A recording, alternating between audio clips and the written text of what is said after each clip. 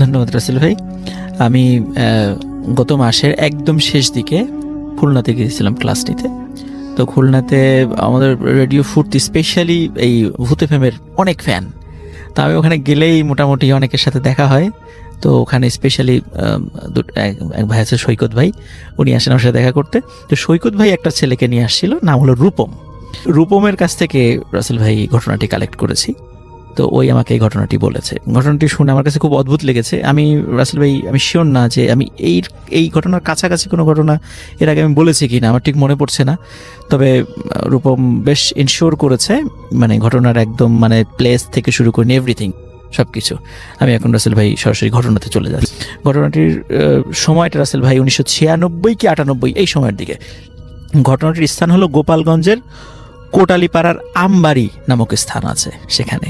আমি যদিও কখনো রাসেল ভাই যাই নাই, হয়তো বা যারা আছেন হয়তো বা শুনে থাকবেন আর কি ওই জায়গার। তো ওই জায়গার ঘটনা।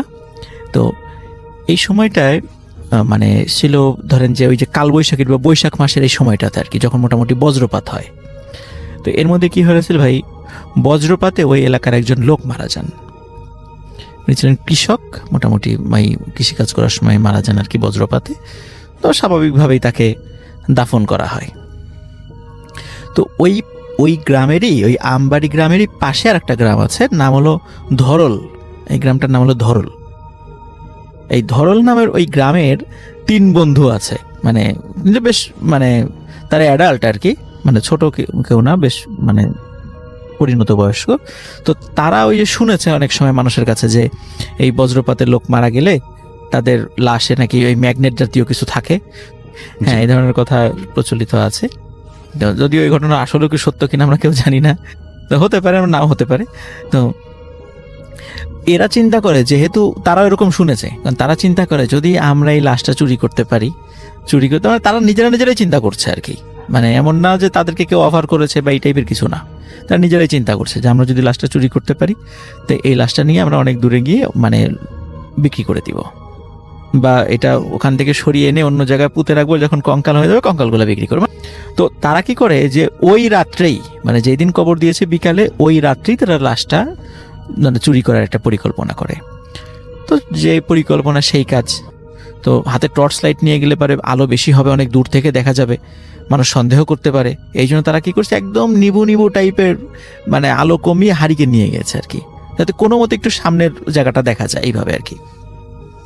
তো তারা ওই আমবাড়ির ওই গোরস্থানে আসে ধরল গ্রাম থেকে রাতের বেলা।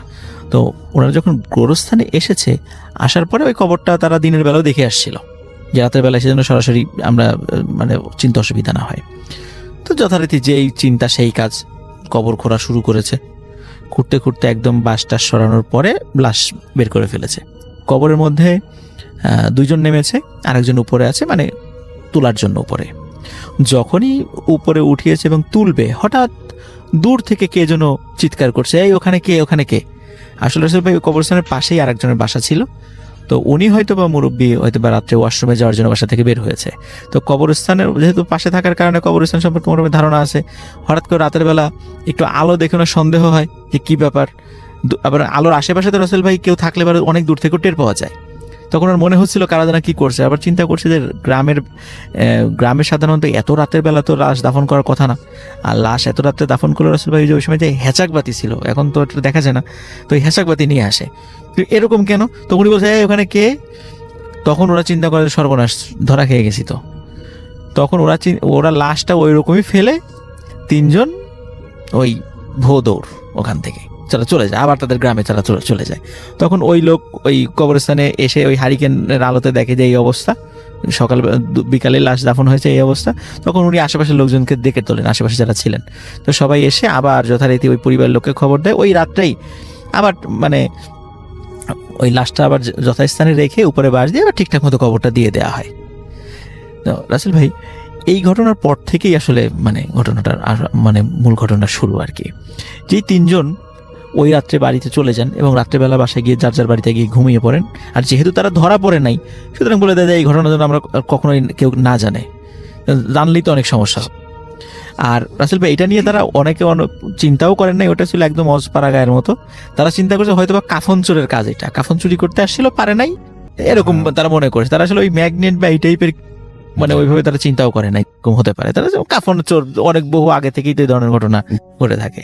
তো যাই হোক, তো ওই রাত্রেই ওই 3 বন্ধু সবাই একই স্বপ্ন দেখে যে ওই যে লাশটা চুরি করতে গিয়েছিল ওই লাশটার তো তারা চেহারাটা খুলে ফেলেছিল যে কেমন দেখা যায় আর কি, মানে যখন উঠাবে আর কি, তখন দেখে ওই লাশটা মানে বিভৎস চেহারায় এসে আস্তে আস্তে সাপের আকৃতি ধারণ করে। সাপের আকৃতি ধারণ করে ওদেরকে ধাওয়া করতে থাকে এবং ধাওয়া করার একটা পর্যায়ে তাদেরকে ছোবল মারে। এই স্বপ্ন দেখার পরে সকালবেলা 3 বন্ধু আবার এক জায়গা হয়ে সবাই, একজন বলে যে আমি তো এই স্বপ্ন দেখেছি, আরেকজন বলে হ্যাঁ আমিও তো দেখেছি, আরেকজন বলে আমিও তো দেখেছি। এবং শুধু রাসেল ভাই একবার দেখে না, প্রতি রাত্রে এটা দেখতে থাকে এবং চিৎকার চেঁচামেচি করতে থাকে, সাপ সাপ সাপ বলে চিৎকার চেঁচামেচি। তো এ তার স্বপ্নের বিষয় গেল। এর মধ্যে কি হয় রাসেল ভাই, ওদের বাড়ির উঠোনে এই সাপের উপস্থিতি দেখা যায় এবং প্রথম দিকে শুধু ওই 3 বন্ধু যাদের বাড়ি আর কি তারা দেখতো এবং পরে পরিবারের লোকজনও দেখে এবং তারাও চিৎকার চেঁচামেচি শুরু। যখন চিৎকার চেঁচামেচি বেশি পর্যায়ে চলে যায় তখন কখনো কখনো সাপ মানে উধাও হয়ে যায়। আবার কখনো এমন হয় যে ওই 3 জনের কোনো একজন রাত্রে বা দিনের বেলায় যে রাস্তা দিয়ে হেঁটে আসছে হঠাৎ করে দেখে পিছন থেকে একটা সাপ তাদেরকে ধাওয়া করছে। তো তারা দৌড়ে বিভিন্ন জায়গায় চলে যায়, একটা সময় দেখে যায় না ওইটা নাই। তো এই সাপের আতঙ্কে মানে তাদের 3 জনই ঘর ছাড়া হয়ে যাওয়ার মতো অবস্থা আর কি। তো এরপরে তারা একটা সিদ্ধান্ত নেয়, তারা মানে যেহেতু আমাদের বাড়িতে প্রবলেম হচ্ছে আমরা এক কাজ করি, 3 জন অনেক দূরে চলে যাই। তো ওইখান থেকে রাসেল ভাই একটা মানে বিল আছে, বিলের নামটা এই মুহূর্তে আমার ঠিক মনে পড়ছে না আর কি। তো ওরা চিন্তা করে বিল পার হয়ে পরের গ্রামে চলে যাবে, তো বা ওখানে ওই সাপটাপ থাকবে না এই চিন্তা করে। তো ওই বিলের কাছে গিয়ে তো ওই দিন আবার সন্ধ্যা হয়ে যায়। তারা চিন্তা করে যেহেতু আমাদের কাছে টুকিটাকি খাবার আছে, তারপর নৌকাটা নিয়ে আজকে বিলের একদম মাঝখানে মাঝখানে রাত্রি যাপন করব। তো তো ওই পরিকল্পনা করে এবং একজনকে বলে যে একজন করে ঘুমাবা, মানে 2 জন ঘুমাবা, একজন হচ্ছে মানে জেগে থাকবে, পাহারা দেবে। ও রাসেল ভাই আমার মনে পড়ছে ওই বিলটার নাম হলো সিটকি বাড়ি। ওনারা বিলের মাঝখানে ওখানে চিন্তা করে আজকে রাত্রে আমরা বিলের ভিতরে থাকবো, তো একজন জেগে থাকবে। এখন আসলে যিনি জেগেছিলেন উনি অনেক রাত, চাঁদের আলো দেখা যাচ্ছিল তখন, অনেক রাত হঠাৎ করে মনে হচ্ছে যে কোনো শিয়াল বা কুকুর জাতীয় কোনো জিনিস সাঁতার কেটে এই মাথা থেকে ওই মাথা পার হওয়ার চেষ্টা করছে। কারণ অনেক সময় আসলে যে শিয়াল কিন্তু পার হয়, তখন দেখছে যে শিয়ালটা মানে শিয়ালের মতোই জিনিসটা ওই মাথাটা আর কি মানে আস্তে আস্তে তাদের নৌকার দিকে মুভ করে আসছে। তখন উনি চিন্তা করে কি ব্যাপার এদিকে আসছে কেন, উনি মনে করছে স্বাভাবিক হয়তো বা আসে, মানে কোনো খাবার টাবার আছে এই চিন্তা করে হয়তো বা আসছে, বা নৌকায় আশ্রয় নেওয়ার জন্য ওঠার জন্য আসতেছে, সাঁতার কেটে ক্লান্ত হয়ে গেছে, এখান থেকে তারাই দিব। কিন্তু রাসেল ভাই যখনই ওই মাথাটা আস্তে আস্তে কাছে চলে এসে সাঁতার কাটতে কাটতে হঠাৎ করে দেখে যে এটা আসলে সেই সাপটা, যে সাপটা তাদেরকে তাড়া করতো। সাপটা একদম নৌকার উপরে উঠে বসে। তখন অন্য 2 জনও ঘুমের ঘোরে চিৎকার করে উঠতে থাকে। তারা ঘুমের ভিতরে এত ভয় পায় এবং 3 জন একত্রে চিৎকার। আর রাসেল ভাই চতুর্দিকে ওইভাবে কোনো বাড়িঘর নাই, বিলের মাঝখানে। তখন ওই চিৎকার চেঁচামেচির একটা পর্যায়ে হয় কি ওই সাপটা চলে যায়, ওই নৌকা থেকে নেমে আস্তে করে আবার ঠিক যেভাবে আসছিল সবাই দেখছে ওইভাবে চলে যাচ্ছে। তো রাসেল ভাই ওই ঘুম থেকে ওঠার পরে যে 2 জন ঘুমাচ্ছিলেন ওনারা আসলে এত ভয় পেয়েছিলেন, ওনারা মাত্র কয়েকদিনের মাথায় জ্বর হয়ে মারা যায়। এবং যিনি ওই সর্বশেষ যিনি জীবিত ছিলেন কাউকেই কিন্তু রাসেল ভাই সাপে কাটে নাই, ওনারা ভয়েই মারা গিয়েছিলেন। কিন্তু সর্বশেষ যিনি মারা গিয়েছিলেন উনি ওনার ফ্যামিলির কাছে গল্প করে গিয়েছিলেন আর কি। এটা উনি কিন্তু কাউকে জীবদ্দশায় উনি কাউকে বলেননি, কিন্তু পরিবারের লোকজন পরবর্তীতে এটা ডিসক্লোজ করেন যে তাদের এই অন্যায়ের কারণে এই ঘটনাটা ঘটেছিল আর কি। রাসেল ভাই গোপালগঞ্জের কোটালীপাড়ার মোটামুটি আমবাড়ি এবং ধরল গ্রামের ঘটনার সময়টা আমি বলে দিয়েছি 96 থেকে 98 এই সময়কালে হবে। তো এটা ছিল রাসেল ভাই আমার সেকেন্ড স্টোরি।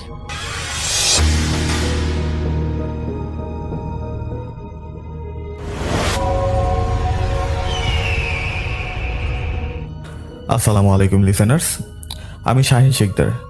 আমি আজকে কুমিল্লা বরুড়ার শাকবন নামক অঞ্চলের একটি ঘটনা শেয়ার করব। ঘটনাটি আমাকে দিয়েছে চাঁদপুর থেকে তিথিকে অনেক অনেক ধন্যবাদ জানিয়ে আমি আজকের ঘটনা শুরু করছি। ঘটনা ঘটে মূলত আরমান ভাইয়ের সাথে। ছদ্মনাম আরমান ভাই যখন অনেক ছোট ছিল তখন তার বাবা মারা যায়। তিনি বড় হওয়ার পরে তিনি বিয়ে করার কয়েক বছর পরে তার কিছু জায়গা জমি বিক্রি করে সে দেশের বাইরে চলে যায়, দুবাই চলে যায়। এভাবে তার দিনকাল যাচ্ছিল। যাওয়ার পরে তার 3টি ছেলে সন্তান হয়। সে কয়েক বছর আগে দেশে আসেন। দেশে এসে তিনি তার বাড়ি থেকে বেশ কিছু দূরে, মানে বেশ কয়েক মাইল দূর হবে হয়তো, দূরে একটি বাড়ি করেন, নতুন বাড়ি করেন। নতুন বাড়ি করার পর তারা সবাই মিলে সেই নতুন বাড়িতে উঠে, কিন্তু তার মা সেই পুরান বাড়িতেই থাকেন। তারা নতুন বাড়িতে ওঠার পরে তার স্ত্রী বলেন যে নতুন বাড়িতে উঠছি, কয়েকজন আত্মীয় স্বজনদের নিয়ে বা পাড়া প্রতিবেশী যারা আছে তাদেরকে একটা খাবার দাবারের আয়োজন করা উচিত, যেহেতু আমরা নতুন বাড়িতে আসছি আর নতুন এলাকা। তো আরমান ভাই কি করেন, সকাল সকাল যায় বাজারে গিয়ে তিনি বেশ বাজার সদাই করেন। সব কিছু কেনাকাটার পরে সে অনেক বড় একটা, মানে বাজারের সবথেকে বড় একটা মাছ দেখতে পান, ইলিশ মাছ। তো সে কি করে, মাছটি কিনে নিয়ে আসেন। কিনে নিয়ে আসার পরে তার স্ত্রীকে বলেন যে মাছ আনছি, রান্না করো, রান্না করে আর সবাই মিলে খাবো আমরা একসাথে। তো তার স্ত্রী রান্না করেন। রান্না করার পরে এলাকার কয়েকজন মুরব্বী আসেন, তাছাড়া তাদের আত্মীয় স্বজন ছিল তারা কয়েকজন আসেন। আসার পরে তারা বেশ সুন্দরভাবে খাওয়া দাওয়া করেন। খাওয়া দাওয়া সারার পরে সন্ধ্যার একটু আগ মুহূর্তে একজন মহিলা আসেন। মহিলাটি সে মানে মহিলাটি এমন ছিল যে তার মুখে অনেক গোটা ছিল, ভিক্ষুক টাইপের মহিলা। তার পরনে কাপড় ছিল অনেক পুরাতন, মানে যে কেউ দেখলেই ভাববে যে ভিক্ষুক। তো মহিলা আসার পরে আরমান সাহেবের স্ত্রীকে বলেন যে আমাকে ভাত দে। তুই তাকারি করেই বলে, মানে আরমান সাহেবের স্ত্রীকে তুই তাকারি করেই বলে যে আমাকে ভাত দে, তোরা রান্না করছিস, অনেক বড় একটা মাছ আছে আমি দেখছি, তোর আরমান যখন আসতেছিল তখন আমি দেখছি, ওই মাছ দিয়ে আমাকে ভাত দে।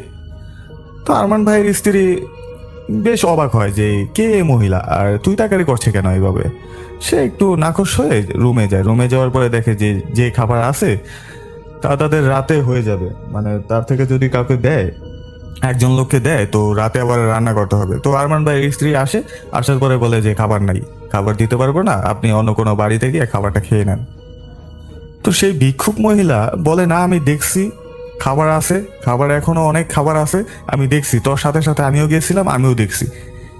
আরমান সাহেবের বউ বলে যে আমার সাথে আবার কিভাবে গেল, এ তো বাইরেই দাঁড়ানো, আমার সাথে কিভাবে গেল।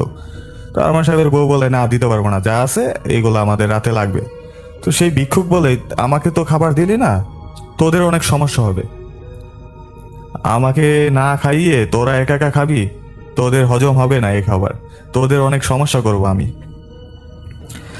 তো এই কথা বলার পরে আরমান সাহেবের স্ত্রী রুমের দিকে যায়। রুম থেকে আসার পরে দেখে যে কেউ নাই, এখানে কেউ নাই, মানে সে চলে গেছে। চলে যাওয়ার পরে আরমান সাহেবের স্ত্রী বাইরে যায়, তার ছেলে সন্তানদেরকে নিয়ে আসে। নিয়ে আসার পরে ঘুমিয়ে যায়, সেদিন রাতে ঘুমিয়ে যায়, কোনো সমস্যা হয় না। কিন্তু তারপরের দিন বেশ ঢিলাঢিলি, মানে তাদের চালের উপরে বেশ ঢিলাঢিলের আওয়াজ পাচ্ছে তারা। তার স্বামীও কিছু বুঝতে ছিল না, মানে আরমান সাহেব বুঝতে পারছিল না কিছু, যে কি হইল না হইল। তার স্ত্রীও কিছু বুঝতে পারে না। তারা ভাবে হয়তো এলাকায় নতুন আসছি, এলাকার নতুন ছেলেরা হয়তো এমনটা করছে, বা আমাদের পছন্দ হয়নি তাই তারা ঢিলাঢিলি করতেছে, বা নতুন এলাকায় তো এমনটা হয়, তারা ব্যাপারটা গুরুত্ব দেয় না। এভাবে দিনের বেলা তারা দেখে মানে বেশ ঢিলাঢিলি, বড় বড় পাথর, বড় ছোট অনেক অনেক পাথর, মানে যে পাথরগুলা তাদের কয়েক মাইল এলাকার মধ্যে পাথরগুলা নাই, তেমন পাথরগুলা দেখে তারা অবাক হয়। অবাক হওয়ার পরে যেমন কিছুই বলে না তারা। এভাবে কয়েকদিন থাকার পরে মানে তাদের পাথর নিক্ষেপ, মানে তাদেরকে ঢিলাঢিলি কিন্তু আর কমে না। একদিন যেমন আরমানের ভাইয়ের স্ত্রী সে বাইরে যায় টয়লেটে যাওয়ার জন্য যাচ্ছিল, তো হঠাৎ করে তার নাকে এক পাথর এসে লাগে। তার নাক ফেটে প্রচণ্ড রক্ত বের হয়। রক্ত বের হওয়ার পরে আরমান সাহেব সাথে সাথে যায় হসপিটালে যাওয়ার পরে তাকে যথাক্রমে ট্রিটমেন্ট করার পরে সে নিয়ে আসার পরে যেমন আরমান ভাইয়ের স্ত্রীকে বলে যে কি হয়েছে তোমার হঠাৎ করে কি হইলো, আর তোমার নাক ফাটছে কেমনে। আরমান ভাইয়ের স্ত্রী বলে যে হঠাৎ করে নাক ফাটছে কেমনে আমিও তো জানি না, কোথা থেকে যে পাথর আসলো, পাথর আসার পরে আমার শরীরে লাগার পরে আমার নাকেও লাগছে, আমার নাক ফেটে গেছে, তারপরে তো আমি কিছুই বলতে পারি না। তারা কিন্তু এখনো ভাবেনি যে ঘটনাটা ভৌতিক কিছু ঘটনা হবে, হয়তো তারা এখনো ভাবেনি। আরমান সাহেব কি করেন, তার মাকে খবর দেন যে আমাদের তো নতুন বাড়িতে এই সমস্যা ঘটছে। তো তার মা আসেন। তার মা আসার পরে আরমান সাহেব আবার একদিন বাজারে যায়। বাজারে যাওয়ার পরে আবার কিছু মাছ কিনে আনেন। কিছু মাছ কিনে আনার পরে তার মাকে বলে যে মাছগুলা করতে, কারণ তার স্ত্রী অসুস্থ ছিলেন। তার মা মাছগুলো কোটার পরে সে রুমে যায়, কি যেন আনতে সে রুমে যায়। রুমে যাওয়ার পরে সে আসেন, আবার এসে দেখে মাছগুলো একটাও নাই। মানে যে মাছগুলো সে কাটছিল, কাটার পরে রাখছিল, সেই মাছগুলো একটাও নাই। তা আরমান সাহেবের স্ত্রী, সরি, আরমান সাহেবের মা বলেন যে কোথায় গেল মাছ, মাছগুলা কে নিল? তো হইচই করেন যে মাছগুলা কাটছি, মাছগুলা কে নিল, কেউ দুষ্টামি করলো নাকি। তার নাতি ছিল, নাতিদেরকে জিজ্ঞেস করলো তোমরা কি মাছগুলা রাখছো কিনা, অন্য অন্য কোনো জায়গায় রাখছো কিনা। বা আরমান ছিল, আরমান সাহেবকে বললো যে তুমি কি রাখছো কিনা অন্য জায়গায়। তো সবাই বলে না, আমরা তো রাখি নাই। তো সে এভাবে চিল্লাচিল্লি করার পরে যাচ্ছিল, সে তার কলের ওইখান দিয়ে যাচ্ছিল, মানে কলপার ছিল ওইখানে যাচ্ছিল। যাওয়ার পরে হঠাৎ করে অদ্ভুতভাবে মানে মাছগুলো তার মাথার উপর পড়ে, উপর থেকে মাথার উপর পড়ে। অবাক কাণ্ড, মাথার উপরে কিছুই নাই, আকাশ ছাড়া কিছুই নাই। তার মাথার উপরে গাছও ছিল না যে কোনো কাক বা পাখি গাছের উপর রাখবে, কিছুই ছিল না। তো আরমান সাহেবের মা একটু ভয় পায় যে এইগুলা মাথার উপর পড়লো কিভাবে, মানে উপর থেকে কে ফালাইলো, মানে লোকও নাই, কোনো কিছু নাই, কিন্তু উপর থেকে পড়তেছে। অবাক হয়। অবাক হওয়ার পরে আরমান সাহেবকে বলে না, এই নতুন বাড়িতে কোনো হয়তো সমস্যা আছে। তো আরমান সাহেব এভাবে খুঁজতেছিল, মানে ভালো একজন কবিরাজ, খুঁজতে থাকে কিন্তু পায় না। এর মধ্যে একদিন ঘুমিয়ে আছে তারা সবাই। ঘুমিয়ে থাকার পরে আরমান সাহেবের স্ত্রী জানালার ফাঁকে খচর মচর আওয়াজ পাচ্ছে। খচর মচর আওয়াজ পাওয়ার এক পর্যায়ে মানে শুনে একজন মহিলা চিকন কণ্ঠে, মানে খুব চিকন কণ্ঠে কান্নাকাটি করতেছে। এটা শুনে আরমান সাহেবের স্ত্রী ভাবে কে কান্না করবে এত রাতে, আর এত রাতে কার স্ত্রী এসে এখানে কান্না করবে। সে জানলা দিয়ে আস্তে করে তাকায়, তাকিয়ে দেখে ভয়ানক এক দৃশ্য। তাকিয়ে দেখে তার বাড়ির উঠোনে বেশ বড় একটা কবর খুঁড়তেছে কে যেন, মানে বেশ বড় একটা কবরের মাটিগুলা চারপাশে ছড়িয়ে ছিটিয়ে আছে, কিন্তু ভিতরে কেউ একজন আছে, কিন্তু কে আছে সেটা দেখা যাচ্ছে না, ভালোভাবে বোঝা যাচ্ছে না। তো কবর দেখার পরে আরমান সাহেবকে তিনি ডাক দেন, জলদি আসো এখানে, দেখো কি হয়েছে, আমাদের বাড়ির উঠোনে কবর খুঁড়তেছে কে, আর কার জন্য কবর খুঁড়তেছে, কে মারা গেল। আমাদের বাসায় তো কেউ মারা যায়নি, আশেপাশেও তো কোনো বাসা তেমন নাই, কে আমার বাড়িতে এসে এইভাবে কবর করবে। আরমান সাহেব বলে কি বলো এগুলা। আরমান সাহেব জলদি আসেন। আসার পরে দেখে কিছুই নাই। তো তার বউ তো ভীষণ ভয় পায়। ভয় পাওয়ার পরে না, এখানে আসে, এখানে আমি দেখছি, মানে বলতেছে এখানে আমি দেখছি। তো আরমান সাহেব কি করেন, তার আম্মাকে ডাক দেয়। আম্মাকে ডাক দিয়ে আরমান সাহেবের কাছে টর্চ লাইট ছিল, আগেকার যেসব লাইটগুলো ছিল, কালো লাইট বা লাল লাইটগুলো ছিল, চার্জ করা যায় এগুলা, ওইগুলা নিয়ে বের হয়ে যাওয়ার পরে কিছুই দেখে না। তার স্ত্রীও কিছু দেখে না, আরমান সাহেবের মাও কিছু দেখে না, আরমান সাহেবও কিছু দেখে না। তো ব্যাপারটা একটু অবাক হয় যে বাড়িতে কবর খুঁড়বে কে, আর এগুলা আমার স্ত্রী বা কেন দেখবে। আমার স্ত্রীর সাথে কয়েকদিন যাবত এভাবে ঘটনা ঘটছে, বা আমার মাও একটি অদ্ভুত ঘটনার শিকার হয়েছে, তো এগুলা কেন ঘটছে। তারা শুয়ে পড়ে, তারা ওই দিনের মতো শুয়ে পড়ে, কেউ ভালোভাবে ঘুমাইতে পারে না তারা, কারণ তাদের কানে ওই যে কান্নার শব্দটা, ওইটা কিন্তু আসতেছিল। মানে আগে পাচ্ছিল কান্নার শব্দটা তার স্ত্রী, কিন্তু এখন মানে বাহির থেকে আসার পরে এখন কিন্তু তারা তিনজনেই সেই কান্নার শব্দটা পাচ্ছিল। তারা ঘুমাইতে পারেনি। তা আরমান সাহেব সকালে বের হয়ে যায় কবিরাজের উদ্দেশ্যে। এলাকার ইমাম সাহেবকে গিয়ে বলেন। তো ইমাম সাহেব বলে যে আমার কাছে তেমন কিছু নাই, আমি পানি পড়া দিতে পারবো, আমার মনে হয় না যে পানি পড়াতে কোনো লাভ হবে। তুমি এক কাজ করো, তুমি ভালো কোনো কবিরাজ দেখো যার সঙ্গে জিন আছে, বা যে জিন রাখে যার কাছে। তো খুঁজতে থাকে, সেদিন রাতে ঘুমায় যায় তারা।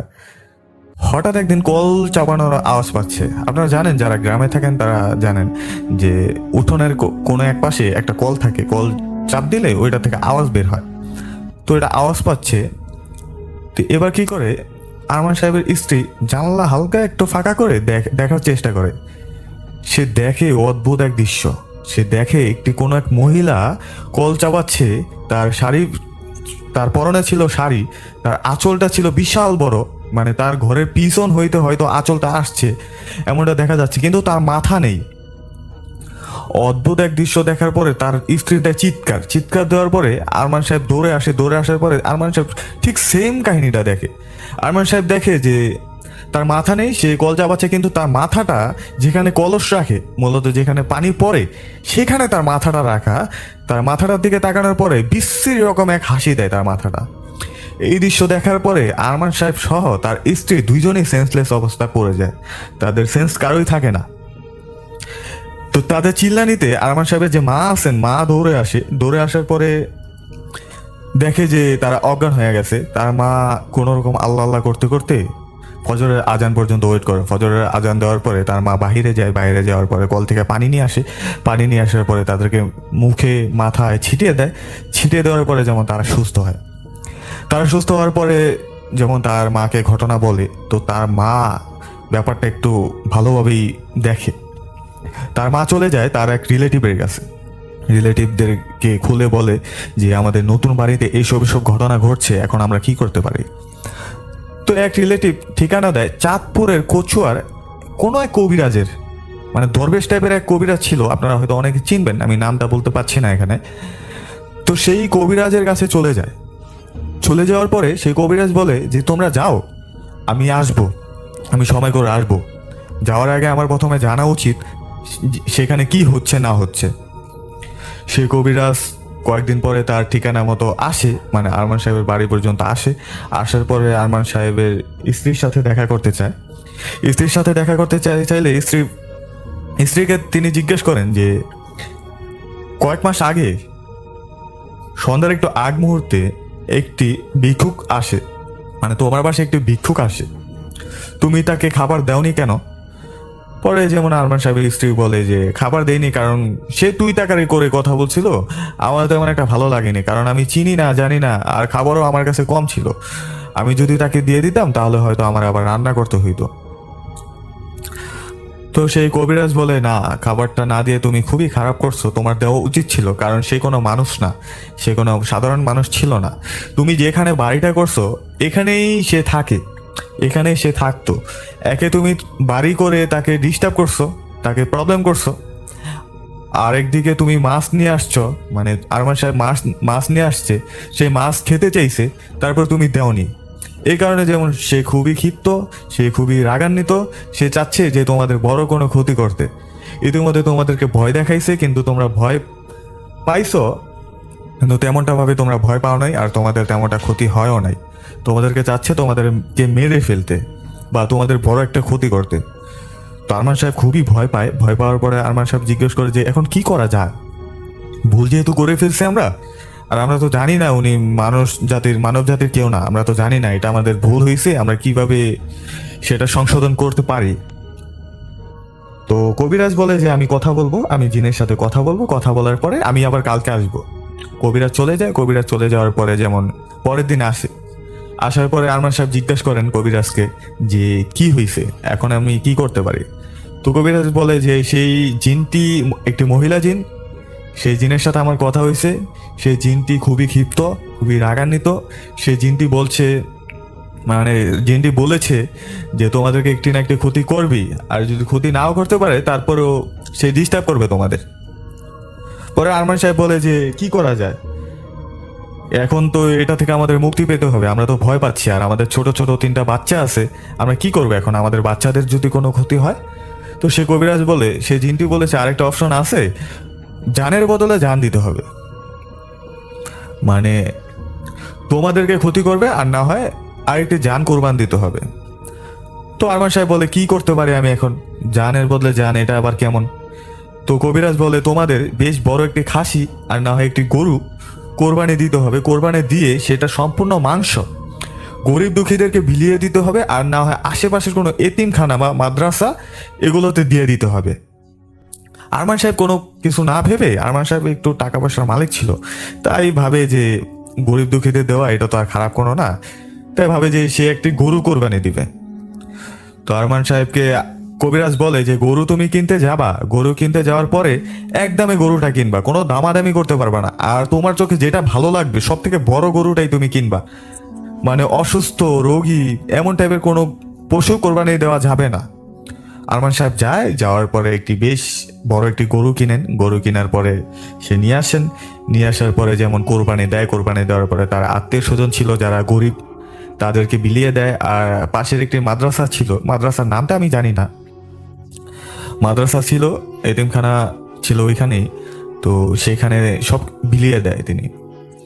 বিলিয়ে দেওয়ার পরে তার কোনো সমস্যা হয় না, আরমান সাহেবের আর কোনো সমস্যাই হয় না। কয়েক বছর আগে চাঁদপুরের কচুয়ার যে কবিরাজটা ছিল, 3 থেকে 4 বছর আগে কবিরাজটি মারা গেছেন। কবিরাজের জন্য আমরা সকলে দোয়া করব, তিনি যেন জান্নাতবাসী হয়। তো আজকের জন্য আমার ঘটনা এই পর্যন্তই ছিল। সকলে মন দিয়ে শুনবেন, আশা করি আমার ঘটনাটি ভালো লাগবে। সকলে কমেন্ট করে জানাবেন আমার ঘটনাটি কেমন হয়েছে। আজকের মতো এই পর্যন্তই ছিল আমার ঘটনা। আজকের মতো এখানেই বিদায় নিচ্ছি।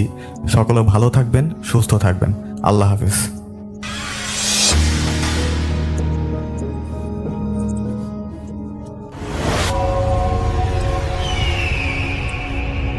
আপনাদের সবাইকে সাদর আমন্ত্রণ জানাচ্ছি। আমি আহমেদ বাবু। আশা করি সবাই ভালো আছেন। আমি আল্লাহর রহমতে ভালো আছি আলহামদুলিল্লাহ। যেই ঘটনাটি আমাদের সাথে শেয়ার করেছেন আব্দুর রহমান তানভীর চট্টগ্রাম থেকে, ঘটনাটি ঘটেছিল তানভীরের পরিবারের সাথে। তানভীররা তখন একটা অ্যাপার্টমেন্ট কেনে। তানভীরের আব্বা শহরের কোনো একটা জায়গায় একটা অ্যাপার্টমেন্ট কেনেন, কিন্তু সেই অ্যাপার্টমেন্টটা কমপ্লিট হচ্ছিল না, তখনও কাজ চলছিল। তো অ্যাপার্টমেন্টটার কাছাকাছি একটা জায়গায়, মানে সেই শহরের ওই অংশটাতে তার বাবা একটা বাসা ভাড়া নেন, যাতে তিনি এখান থেকেই অফিস করতে পারেন আর ছেলেকে স্কুলে দিলে যাতে পরবর্তীতে তাদের অ্যাপার্টমেন্টে শিফট হলেও মোটামুটি এখান থেকেই চলাফেরা করা যায়। তো এই জন্য ওটার কাছাকাছি জায়গায় একটা অ্যাপার্টমেন্ট ভাড়া নেন তার বাবা। তো অ্যাপার্টমেন্টটা যেখানে ভাড়া নিয়েছিলেন সেই জায়গাটা একটু অন্যরকম, সেটা বর্ণনা দেওয়া দরকার। মূল সড়ক থেকে, মানে মূল রাস্তা থেকে আসলে একটা কর্নারে চলে আসতে হয়, যে জায়গাটা মোটামুটি নীরব থাকে এবং তার পাশে একটা চিকন গলি ঢুকে গেছে এবং সেই গলিটা ইট সোয়ালিং করা, মানে পুরোপুরি পাকা গলি না, সেই গলির শেষ মাথার দিকে যেই বাসাটা, এবং তার পাশে কিন্তু বেশ মানে ঝোপ জঙ্গল চলে গেছে, অন্যরকম একটা দূরে একটা ছোট টিলার মতো আছে। বেশ অন্যরকম একটা পরিবেশ, নীরব হয়ে যায় রাতের বেলা, একদম নিঝুম, মানে ওই জায়গাটার মধ্যে ঝিঝি পোকা ডাকে এরকম একটা অবস্থা। যাই হোক, সেইখানে একটা অ্যাপার্টমেন্ট ভাড়া নেন তার বাবা, এবং যেই বাড়িটা তিনি ভাড়া নিয়েছেন সেটা খুব নতুন তৈরি না, বেশ পুরনো তৈরি। তিনি যখন গিয়েছিলেন বাসাটা ভাড়া নিতে, তখন দেখেছিলেন বাসাটা মোটামুটি মানে আর কি অব্যবহৃত, মানে কেউ ভাড়া থাকছে না, খালি বাসা।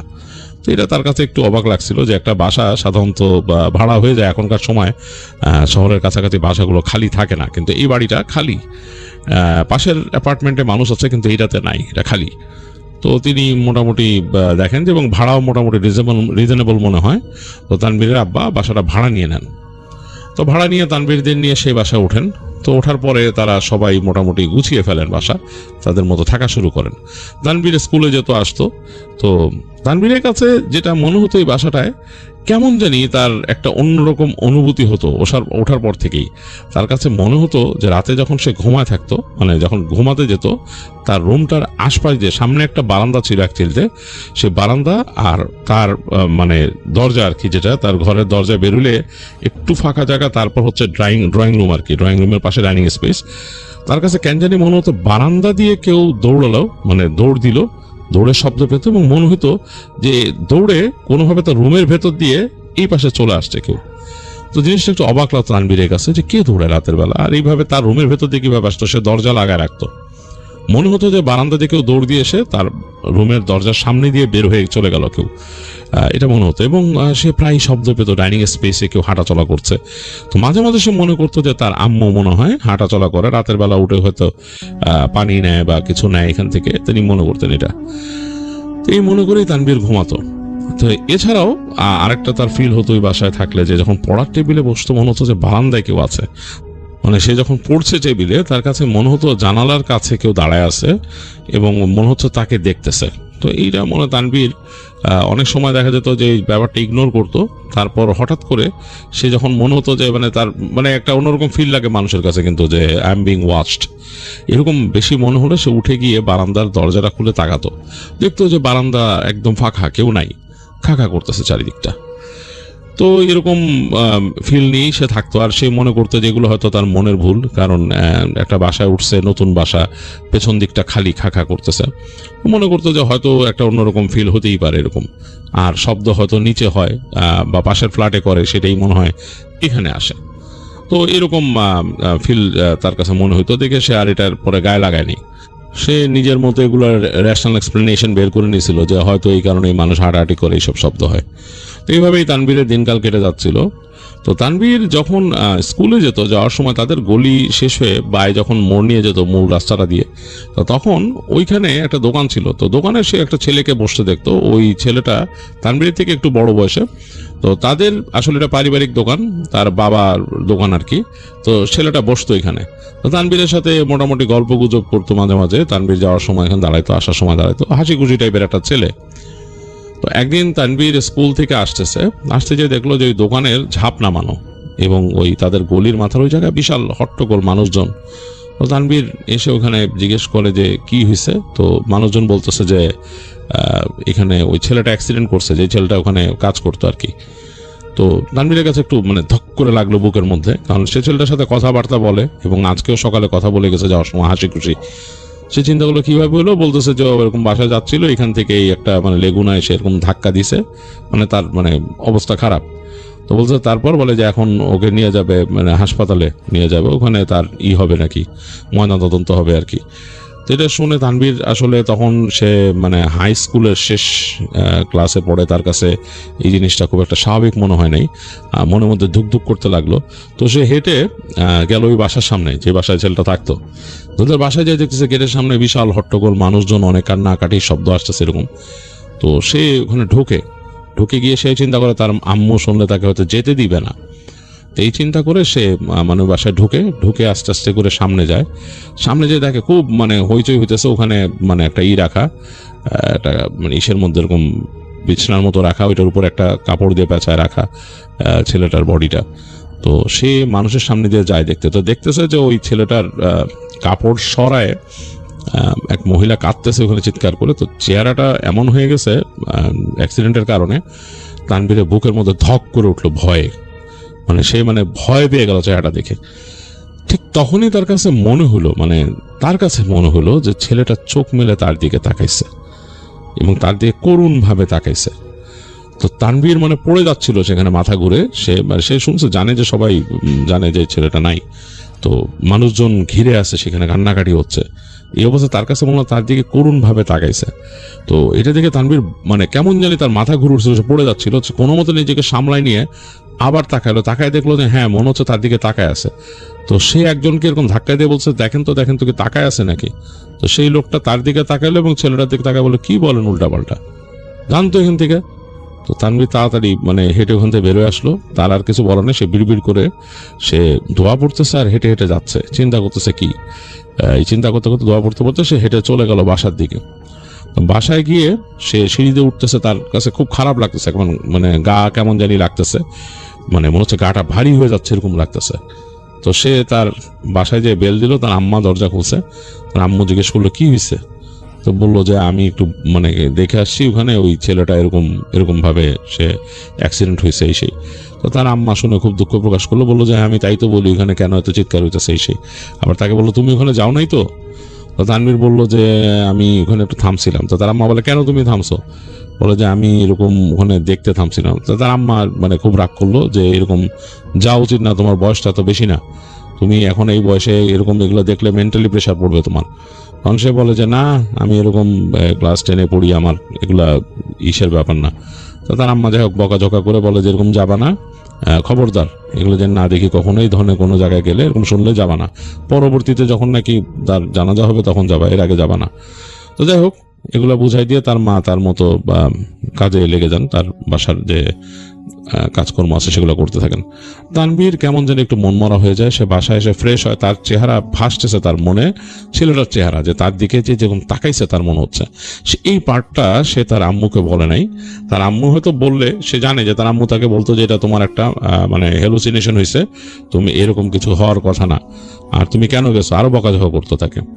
তো তার কাছে কেন জানি এটা মনে হচ্ছে। তো সে ওই দিন মানে একেবারে সন্ধ্যা হয়েছে, সে আর পড়ায় মন বসাইতে পারতেছে না। সারাক্ষণ সে বসতেছে, পড়তে যাচ্ছে, যতটুকু পড়ে মনে হয় যে কি পড়ছে ভুলে গেছে, আবার দেখতেছে। এরকম করতে করতে একসময় রাত হলো, বেশ রাত হয়ে গেছে। তো তানভীর চিন্তা করলো যে পড়া যেহেতু আজকে মনে আসতেছে না, ঘুমায় যাই। তো এই চিন্তা করতে করতে তানভীর একটু জানলা দিয়ে বাইরের দিকে তাকালো। বারান্দাটা লক করা, ওই দিন একটু ঠান্ডা ঠান্ডা ছিল, মানে শীত আসি আসি করতেছে এরকম। যেহেতু ঠান্ডা বাতাস দিকে দরজা খুলে না, জানলা দিয়ে সে বাইরের দিকে তাকালো। বাইরে তাকায় দেখতেছে একটা ধূসর চাঁদ। হ্যাঁ, মানে এরকম ওখানে একটা গাছ ছিল, নারকেল গাছ, সেগুলো পাতাগুলো নড়তেছে বাতাসে। কেমন জানি একটা পরিবেশ বাইরে। আর তার কাছে মনটা একটু খারাপ লাগলো তার যখন চোখ পড়লো ওই ছেলেটার বাসার দিকে।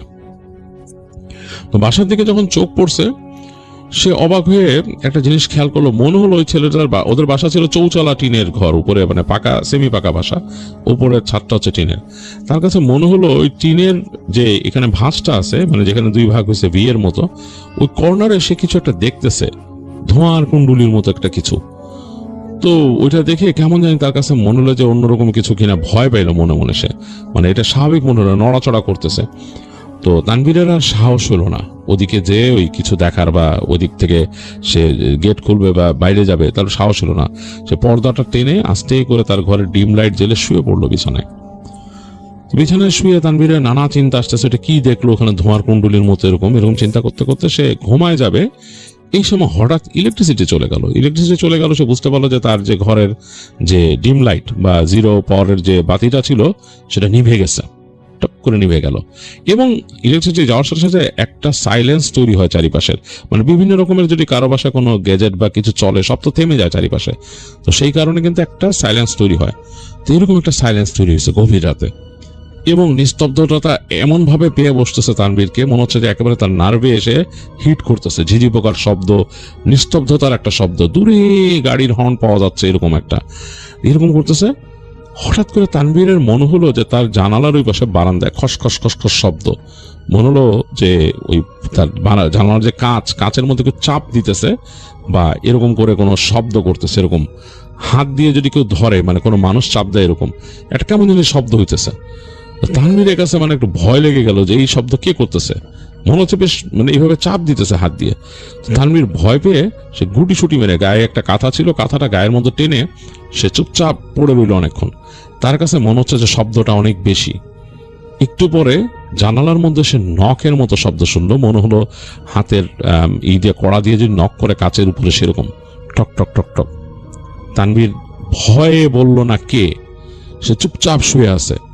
সে বোঝার চেষ্টা করতেছে নখটা কি আসলেই জানালা থেকে আসছে না দরজায় এসে কেউ করতেছে, তার মা বা কেউ হলে তো ডাকবে তাকে। দেখতেছে না, ঠক ঠক ঠক ঠক এরকম নখ। তারপর আবার মনে হচ্ছে যে জানালাটা কেউ চাপ দিতেছে, এবং বেশ ভয় লাগা শুরু করছে তার কাছে। ঘরটা অন্ধকার, ঘুরঘুরটি অন্ধকার, মনে হচ্ছে যে আরো অন্ধকার হয়ে যাচ্ছে। এই সময় সে চাপা কণ্ঠে ডাক শুনলো, তানভীর। মনে হলো যে সে একেবারে মানে মনে করতে পারলো যে ওই যে ছেলেটা ছিল, সে দেখছিল দোকানে, একদম ছেলেটার কণ্ঠ মানে ভাঙা ভাঙা ভাবে তার কানে আসতেছে, তানভীর বলে তাকে ডাকতেছে। তো সে থরথর করে কাঁপতে কাঁপতে, তারপরও তার মনের মধ্যে যেন কি হইলো, সে উঠে গেছে বিছানা থেকে উঠে সে জানালার কাছে যাচ্ছে দেখতে। এটা অনেকটা সম্মোহনের মতো। তো সে যখন জানলার পর্দাটা সরাইছে, সে দেখতেছে স্পষ্ট ওই পাশে এই মানে চাঁদের আলোতে, ঝাপসা চাঁদের আলোতে দেখতেছে, ঝাপসা চাঁদের আলো বলতে মানে চাঁদটা মেঘে ঢাকা, এটার মধ্যে সে দেখতেছে জানালার ওই পারে একটা অবয়ব দাঁড়ানো। এবং অবয়বটা পুরোপুরি তার কাছে মনে হলো যে ওই যে ছেলেটা দাঁড়ায় ছিল, সে ছেলেটা, এবং ছেলেটার চেহারা স্বাভাবিক না। সে যেরকম দেখে আসছিল সেনকে এই বিকেলবেলা, ঠিক সেই চেহারাটা ওখানে দাঁড়ায় আছে আবছা চাঁদের আলোতে। তো তানভীর ভয়ের চোটে ছিটকা এসে তার বিছানায় পড়ছে, বসে সে গায়ের উপরে সেই তার যে কাঁথা ছিল সে টেনে সে মাথা ঢেকে পড়ছে, থরথর করে কাঁপতেছে, আর সে দোয়া পড়তেছে। এবং সে আবার ডাক শুনলো তানভীর। তো এই সময় তার নার্ভের আসলে মানে এমন ভাবে হিট করলো, সে আসলে আর সহ্য করতে, চিৎকার করলো তার মার কথা, আম্মু আম্মু বলে চিৎকার করলো। চিৎকার করতেছে সে। একটু পরে সে দেখলো যে তার যে দরজার মধ্যে নখ হচ্ছে, তার মায়ের নখ। তার আম্মু জোরে জোরে বলতো, তানভীর দরজা খুলো, তানভীর দরজা খুলো। তো তার বাবাও বলতেছে পিছন থেকে, তানভীর দরজা খুলো, হ্যাঁ তানভীর চিৎকার করতেছে কেন? তো তখন সে উঠে সে তাড়াতাড়ি গিয়ে দরজাটা খুলে ভয় পাচ্ছিল, তার মনে হচ্ছে সে বাপ মাকে দেখবে কিনা, কারণ সে কি দেখছে একটু আগে এটা চিন্তা করতেছে। তো তার মা এসে তাড়াতাড়ি হাত ধরলো, কি হয়েছে? তো সে বলতেছে যে আম্মু ভয় পাইছি। তো তোর বলতে কি ভয় পাইছে, কি হয়েছে? বলে যে আম্মু জানলাম সামনে জানি কে। তো তার আব্বা তাড়াতাড়ি আসলে, এখন ইলেকট্রিসিটি তো নাই, তার আব্বা তারপরও এগিয়ে গেল, এগিয়ে যেয়ে দেখলো যে তার আব্বা দোয়া পড়তে পড়তে দরজা খুললো। এটা তানভীর খেয়াল করলো, তার আব্বু দোয়া পড়তে পড়তে খুলছে দরজাটা বারান্দার দিকে। তো এটা খেয়াল করলো, করে সে কাঁপতেছে। দরজা খোলার পরে হালকা একটা ঠান্ডা বাতাস ঢুকছে ঘরের মধ্যে। তার বাবা এদিক ওদিক তাকাইলো, তো দরজা লাগাই দিয়ে তার বাবা আবার দোয়া পড়লো, দোয়া পড়ে দরজাটা লাগাই দিয়ে বললো যে ঘুমায় যাও, কিচ্ছু নাই, কি হচ্ছে, কি দেখছো? তো তানভীর তার মাকে বলতেছে যে আমি অমুককে দেখছি এই জায়গায়।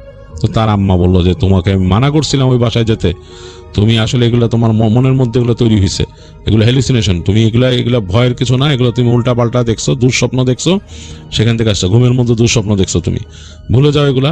তো তার আম্মু দোয়া পড়ে দিল, তার আব্বুও দোয়া পড়ে তাকে ফু দিল, দিয়ে তার বাবাও বললো যে বাবা ঘুমায় যাও, করো না, ভয় পেও না বাবা, চিন্তা করো না, কিছু নাই, আমরা আসি না পাশের রুমে, কি এখানে উল্টা পাল্টা, দোয়া পড়ে দিলে ঘুমায় যায়, তুমি আসলে স্বপ্ন দেখছো, তোমার আম্মু বলছে।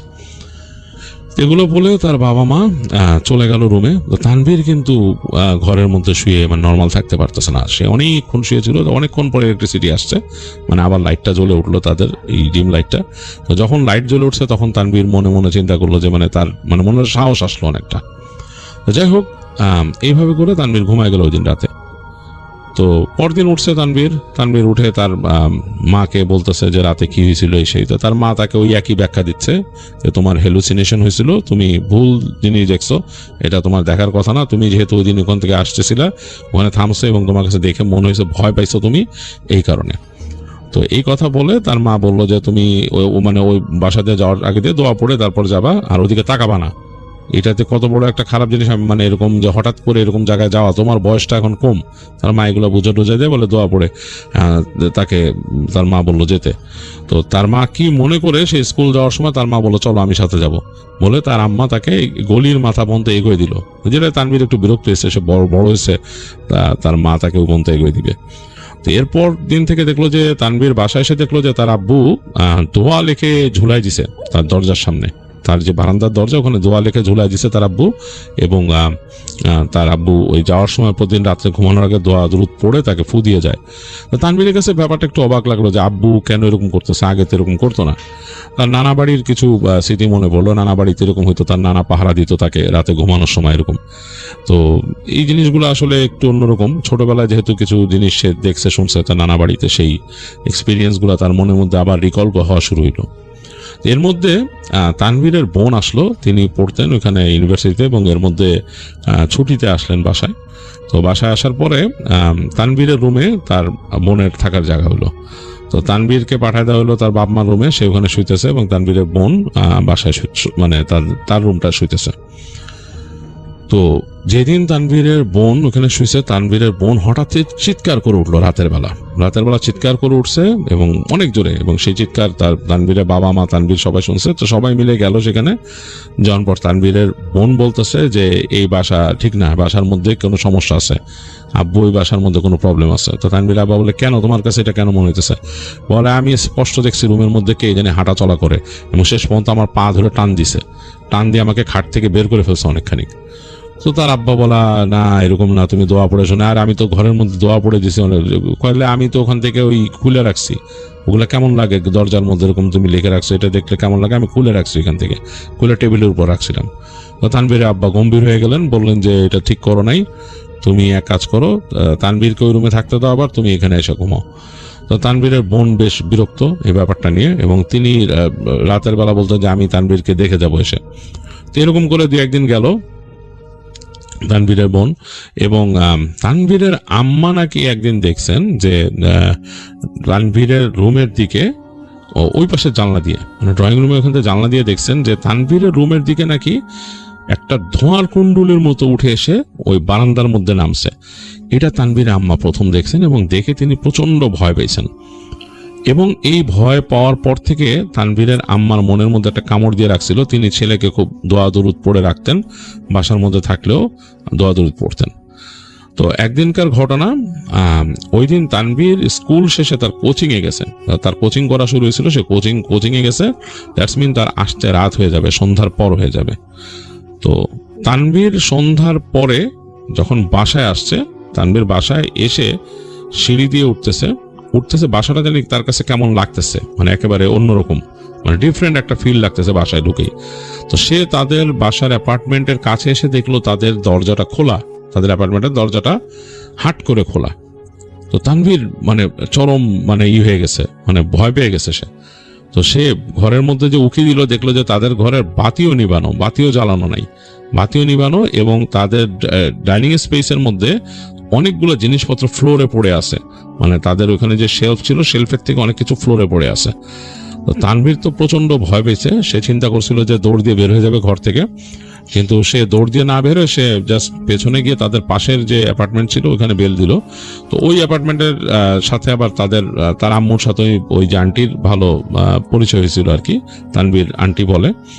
তো সেই বাসায় বেল দেওয়ার পর তার ওই দেখা গেল ওই আন্টি গেট খুলছে, বলছে বাবা তুমি আসো, তাড়াতাড়ি আসো।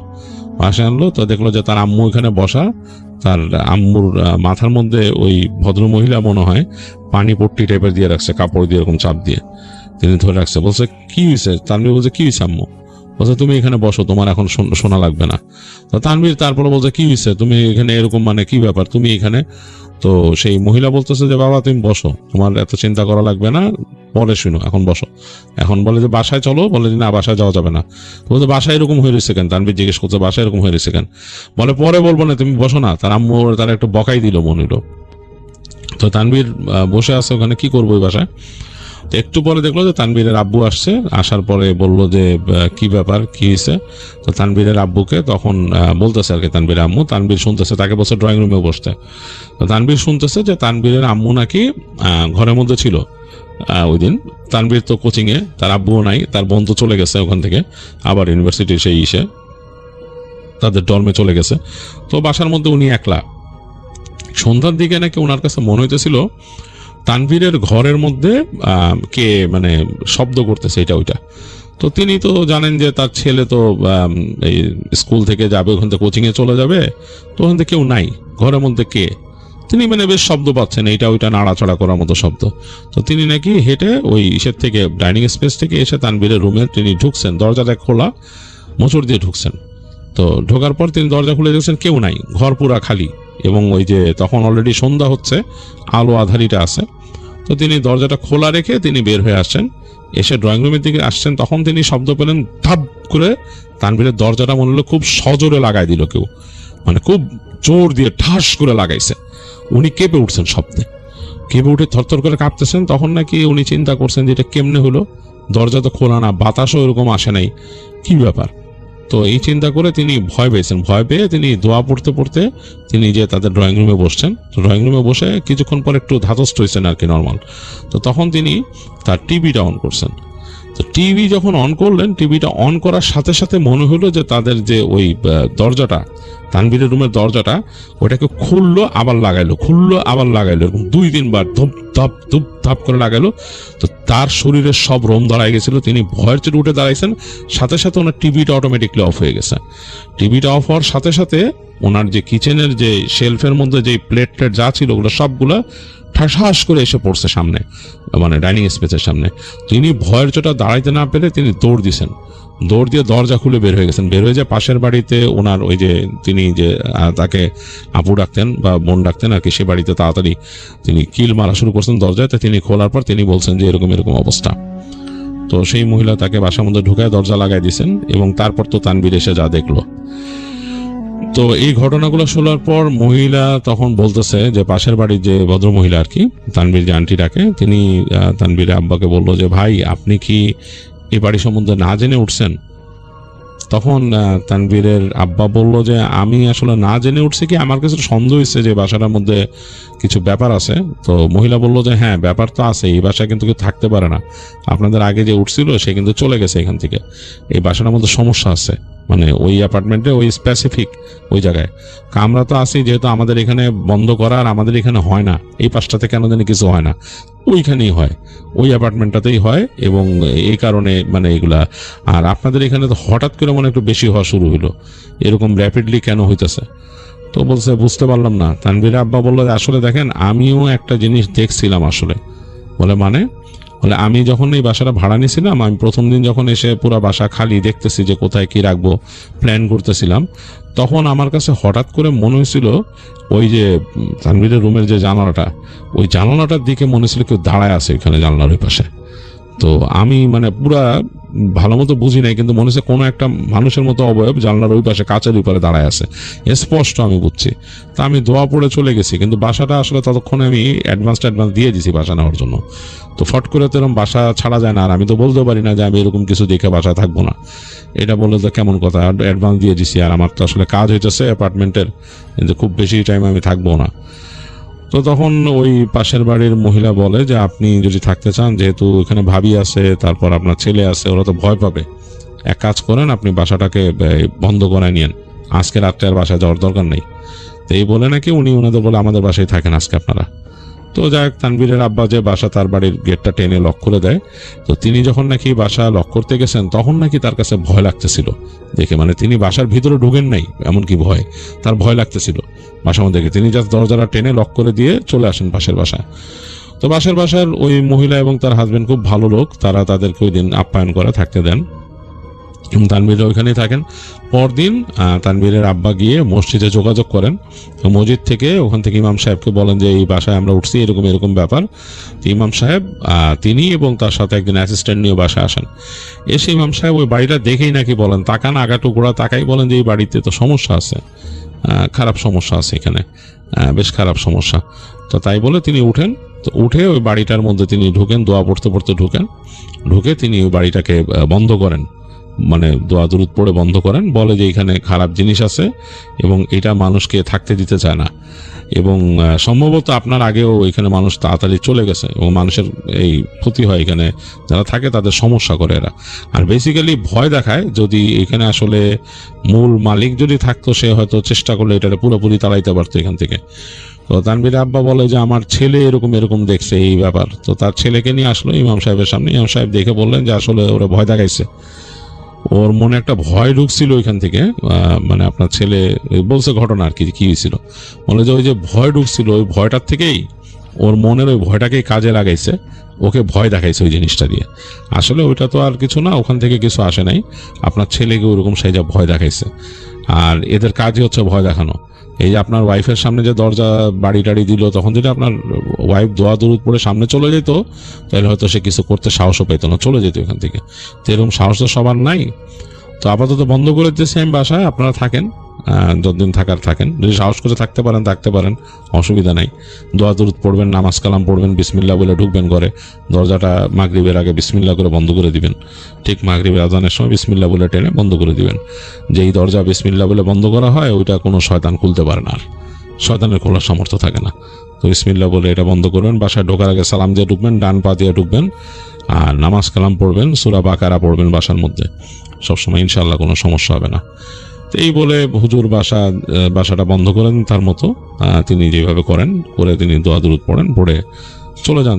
তানভীর ওই বাসায় আবার উঠে। তো এরপর ওই বাসায় মোটামুটি ওইরকম আর শব্দ পাইতো না, কিন্তু বারান্দায় হাঁটাহাঁটির শব্দটা তানভীরের কাছে মনেই হইতো। তারা যথেষ্ট চেষ্টা করতো নিয়ম মেনে চলার বাসার ভিতরে, যা যা নিয়ম বলে গেছেন হুজুর, এবং আস্তে ধীরে তারা ওই বাসা ছেড়ে নাকি তাদের যে কেনা অ্যাপার্টমেন্ট সেটা চলে যায়, এবং সেটাতে ওঠার আগে তার বাবা ওই দোয়া দুরুদ ব্যবস্থা করে সেখানে, মানে সে নতুন অ্যাপার্টমেন্টে ওঠার আগে যেই জিনিসগুলো পালন করতে হয় দোয়া দুরুদ পড়ে ওঠার, সেভাবে করে পালন করে ওই বাড়িতে ওঠেন। ওই বাড়িতে নাকি তারা আর কোনো সমস্যা পায় নাই। যাই হোক, এই ছিল তানভীরের ঘটনা, তানভীরের সেই তারা যেখানে ভাড়া ছিল সেখানকার ঘটনা। সে লোকেশন বা কিছু বলতে চায় নাই, সেগুলো সে গোপন রাখছে। তো আমিও সেভাবেই ঘটনাটা আপনাদের কাছে শেয়ার করলাম।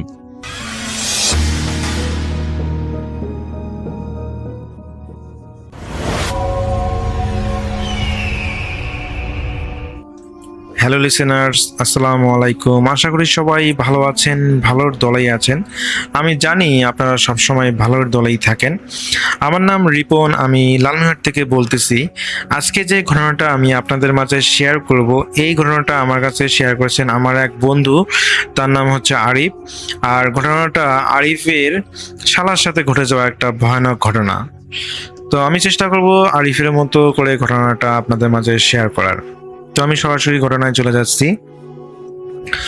সময়টা ছিল 2010 সাল। সে সময় আরিফের সেই শালা, তার নাম হচ্ছে জলিল। তো এই জলিল, তার বয়স সে সময় ছিল মাত্র 13-14 বছর বয়স। তো তার বাসা হচ্ছে বগুড়ায়। তো তাকে একটা মাদ্রাসায় ভর্তি করানো হয়, সঙ্গত কারণে মাদ্রাসার নামটা বলা যাচ্ছে না। তবে সেই মাদ্রাসা একটা সবথেকে বগুড়া শহরের একটা সবথেকে বড় মাদ্রাসা, জামিল মাদ্রাসা। তো সেই মাদ্রাসায় সে পড়াশোনা করত। নর্মালি সবকিছুই ভালোই চলতেছিল, সে মাদ্রাসা যাওয়া আসা এবং সেখানে বোর্ডিংয়ে থাকা সবকিছুই স্বাভাবিক ছিল। তো এভাবে চলে যায় তার প্রায় 2 মাস। তো জলিল 2 মাস কোনো ধরনের কোনো সমস্যার সম্মুখীন হয়নি। তো এরপরে একদিন সে হলো খেলা দেখতে গিয়েছিল। তাদের হলো ওই মাদ্রাসার একটা বড় খেলার মাঠ আছে, যেখানে পড়ার ফাঁকে বিশেষ করে অবসর সময়ে বাচ্চাদেরকে খেলাধুলার সুযোগ দেওয়া হয়। এবং সেই সময় দেখা যায় যে জলিল এবং তার বন্ধুরা মিলে সবাই খেলতে যেত। তো ওইখানে খেলতে যাওয়ার সময় ওখানে হলো তারা ক্রিকেট খেলতে যায়, এবং ক্রিকেট খেলার এক পর্যায়ে তো একটা ছেলে একটা খুবই জোরে একটা বাউন্ডারি মারে এবং বলটা একটা জঙ্গলে গিয়ে পড়ে। কিন্তু জলিল এবং তার বন্ধুরা কোনোভাবেই সেই বলটা খুঁজে পায় না। তো এটা ছিল একদিনের ঘটনা। তো এটা তাদের কাছে নর্মালি মনে হয় যে তারা সেই বলটাকে খুঁজে পাচ্ছে না। তো যাই হোক, এরপরে পরের দিন তাদের হলো একটা নতুন বন্ধু তৈরি হয় একটা নতুন ছেলের সাথে। তো সে নিজে থেকেই আসলে খেলতে আগ্রহ দেখায়। তো পরবর্তীতে তাকে জলিল এবং তার বন্ধুরা তাকে দলে নেয়, এবং খেলতে খেলতে তারা এক পর্যায়ে গত দিনের মতো আজকেও হলো একটা জোরে বাউন্ডারি মারার কারণে বলটা জঙ্গলে গিয়ে পড়ে, এবং কোনোভাবেই বলটাকে পাওয়া যাচ্ছিল না। কিন্তু সেই ছেলেটা যে ছেলেটাকে নতুন হিসেবে আজকে দলে নেওয়া হয়েছে তাদের গ্রুপে, সেই ছেলেটা বলটা খুঁজে পেতে সক্ষম হয়, এবং সে শুধু আজকের না, গতকালের বলটাও খুঁজে পায়। তো একসাথে সে 2টা বলেই খুঁজে দেয়, এবং এটা দেখে জলিল এবং তার বন্ধুরা বেশ খুশি হয় যে গতকালের হারিয়ে যাওয়া বলটা তারা পেয়েছে। তো এইভাবে আসলে তাদের ক্রিকেট খেলা চলতে থাকে, এবং প্রতিদিন বল হারালে মানে কেউ খুঁজে পায় না, শুধুমাত্র সেই ছেলেটাই বলটা খুঁজে পায়। তো এটা তাদের কাছে ওইরকম ভৌতিক কোনো কিছুই মনে হয়নি, তাদের কাছে খুবই নর্মাল একটা বিষয় মনে হয়েছিল। তো এরপরে প্রায় যখন জলিলের প্রায় মাদ্রাসায় প্রায় 6-7 মাস হয়ে যাচ্ছে, সে সময় ঈদের ছুটির পরে যখন জলিল মাদ্রাসায় ফিরে, তো মাদ্রাসায় যায়, তখন অনেকে স্টুডেন্ট এখনো মাদ্রাসায় আসেনি। তো দেখা যায় যে যারা মাদ্রাসায় এসেছিল তো তারা ক্রিকেট খেলায় ব্যস্ত অবসর সময়ে, এবং যেহেতু জলিলের বন্ধুরা আসতেছিল না, তো সে একটা টিমের সাথে খেলার জন্য যায়। আসলে ওই টিমটার সাথে পরিচয় করিয়ে দেয় সেই ছেলেটাকে, যেটা আসলে ওই তাদের গ্রুপে নিয়েছিল। তো দেখা যায় যে ওই টিমের সাথে ছেলেটা খুবই ভালো মিল, এবং পরবর্তীতে জলিল আর কি সেই ছেলেটার রেফারেন্সে বা বন্ধুত্বে আর কি সে সেই টিমের সাথে খেলাধুলা করে। এবং রাসেল ভাই, তো খেলতে খেলতে সেদিন তারা তো এই খেলার সময়টা কিন্তু তাদের ছিল সবসময় সন্ধ্যার আগে আগে, বিশেষ করে আসর নামাজ পড়ে মাগরিবের আগ পর্যন্ত আর কি তাদেরকে খেলাধুলা করার সুযোগ দেওয়া হতো। প্রায় 1-1.5 ঘন্টা যে সময়টা থাকে, এই সময়টা বাচ্চাদেরকে খেলাধুলার সময় দেওয়া হতো। তো এই সময়টাতেই আসলে জলিল এবং তার বন্ধুরা খেলাধুলা করতো। তো রাসেল ভাই, যেটা হয়, ওই জলিল যখন সন্ধ্যা আগ পর্যন্ত, যখন তারা মাগরিবের নামাজের আগ পর্যন্ত খেলতেছিল, তো সেই সময় একটা বাউন্ডারি মারার কারণে তো ওই জলিল সাইড থেকেই একটা জঙ্গলে বলটা পড়েছিল, এবং জলিল সেই বলটা খুঁজতে গিয়েছিল। তো রাসেল ভাই, ওই বলটা খুঁজতে গিয়ে সে বলটা পায়নি, এবং সে যেটা দেখে সেটা দেখে প্রচন্ড পরিমাণে ভয় পেয়ে যায়। সে দেখে যে সেই যে জঙ্গলটায় যে কাছাকাছি যে বিল্ডিংটা আছে, সেই বিল্ডিং এর মধ্যে একটা মানুষের মতো অবয়ব মাকড়সার মতো করে দেয়াল বেয়ে উপরে উঠতেছে। তো সে প্রথমে ভেবেছিল যে এটা হয়তোবা কোনো জন্তু জানোয়ার হবে, কিন্তু সে যখন ভালো করে স্পষ্ট দেখার চেষ্টা করে, নিশি করে দেখে, সে দেখতে পায় যে এটা কোনো জন্তু জানোয়ার নয়, এটা একটা মানুষ, একটা তাদের মতো একটা স্টুডেন্ট, যেটা মাকড়সার মতো করে হাত পা মাকড়সার মতো করে একটা সিম্পল দেয়াল দিয়ে উপরে উঠতেছে। তো রাসেল ভাই এটা দেখে সে প্রচণ্ড পরিমাণে ভয় খায় এবং সেখানে চিৎকার দিয়ে ওঠে, এবং পরবর্তীতে তার বাকি যে খেলাধুলার সাথীরা ছিল তারা দৌড়ে আসে এবং তাকে জিজ্ঞেস করে যে কি হয়েছে। তো পরে সে বলে যে আমি এরকম দেখলাম। তো তার বন্ধুরা তার কথাটা বিশ্বাস করে না, এবং যখন তাকে, যেহেতু সে প্রচণ্ড ভয় পেয়েছে, তো তার বোর্ডিং পর্যন্ত এগিয়ে দেওয়া হয়। তো এখানে আসলে বোর্ডিং পর্যন্ত এগিয়ে দিয়েছিল একটা ছেলে, তার নাম হচ্ছে রাসেল। দুঃখিত আসলে রাসেল ভাই, আপনার সাথেই মিলে গিয়েছে নামটা। তো তার নামও ছিল রাসেল। তো ওই রাসেল হলো জলিলকে তার বোর্ডিং পর্যন্ত এগিয়ে দেয়। তো এগিয়ে দেওয়ার পর দেখা যায় যে ওই রাসেলের সাথে জলিলের একটা ভালো সখ্যতা হয় পরবর্তীতে, এবং পরবর্তীতে একদিন রাসেল ভাই ওই রাসেল নামের ছেলেটা জসিমকে একটা ঘটনা বলে। সে বলে যে এই মাদ্রাসায় সে নাকি অনেকগুলো জিন দেখেছে। তো প্রথমত জলিল এটা বিশ্বাস করে না যে জিন কি কখনো দেখা যায়, কি বলে। তো সে বলে, ওই রাসেল নামের ছেলেটা বলে যে আরে হ্যাঁ সত্যি। তো দেখা যায় যে ওই রাসেল নামের ছেলেটা নাকি 2 বছর ধরে এই মাদ্রাসায় পড়তেছে। তো ও যে ঘটনা বলে আমি এখন সেটাই বলবো। সেটা হচ্ছে যে রাসেল যখন এই মাদ্রাসায় ভর্তি হওয়ার পর সবকিছু স্বাভাবিক, এবং তার সাথে অনেকগুলো ছেলেপেলের বন্ধুত্ব হয়। তো প্রায় 6-7টা ছেলের সাথে বন্ধুত্ব হয়, এবং তাদের সাথে নিয়মিত সে খেলাধুলা করে, মাদ্রাসায় যাওয়া আসা করে, এমনকি তারা একই বোর্ডিংয়ে থাকতো। তো হঠাৎ করে একটা ঈদের সময় ছুটি দেওয়া হয়, মাদ্রাসা 7 দিনের ছুটি দেওয়া হয়, এবং তারা 7 দিনের জন্য বাসায় চলে আসে। রাসেল ছেলেটা বাসায় চলে আসে, এবং 7 দিন শেষ হওয়ার পর সে আবার পুনরায় মাদ্রাসায় চলে যায়। তো মাদ্রাসায় যাওয়ার পর ওই ছেলে 7টাকে, যেগুলোর সাথে তার বন্ধুত্ব হয়েছিল, সেগুলোর সাথে তাকে আর দেখা হয় না। তো এরপরে সে তো প্রচণ্ড অবাক হয়ে যায়।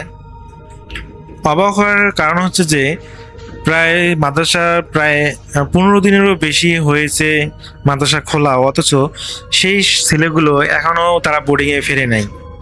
তো এদিকে যখন প্রায় সেই ছেলেগুলো 1 মাস ধরে আসতেছে না, তো দেখা যায় যে যেহেতু এটা একটা শহরের প্রাণকেন্দ্রে একটা বড় মাদ্রাসা, তো দেখা যায় যে একটা স্টুডেন্ট যখন 1 মাসের বেশি মাদ্রাসায় না আসে, তখন মাদ্রাসার থেকে খোঁজ খবর নেওয়া হয় যে কি কারণে সে আসতেছে না, এটা তদারকি করা হয়।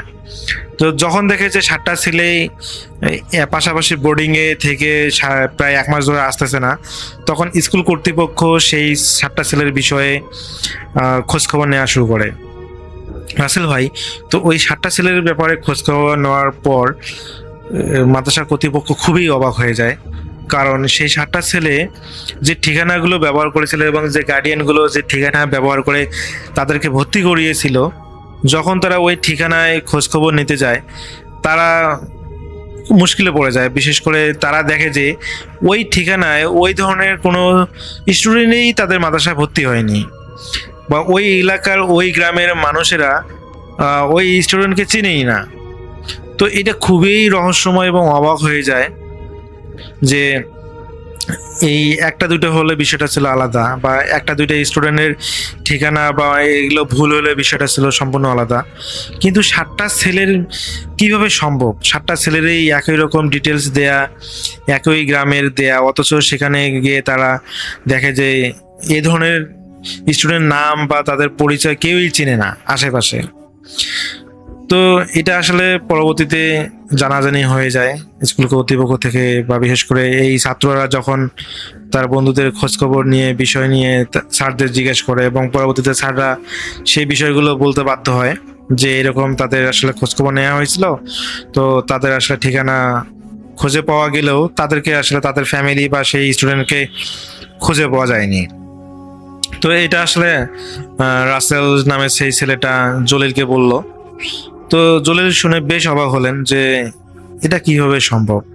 তো এইভাবে প্রায় দেখা যায় যে 2 বছর নাকি 2-3 বছর নাকি ছিলেন জলিল সেখানে সেই মাদ্রাসায়। তো এর পরবর্তীতে সে আর কোনো ধরনের কোনোদিন ভৌতিক ঘটনার সম্মুখীন হয়নি।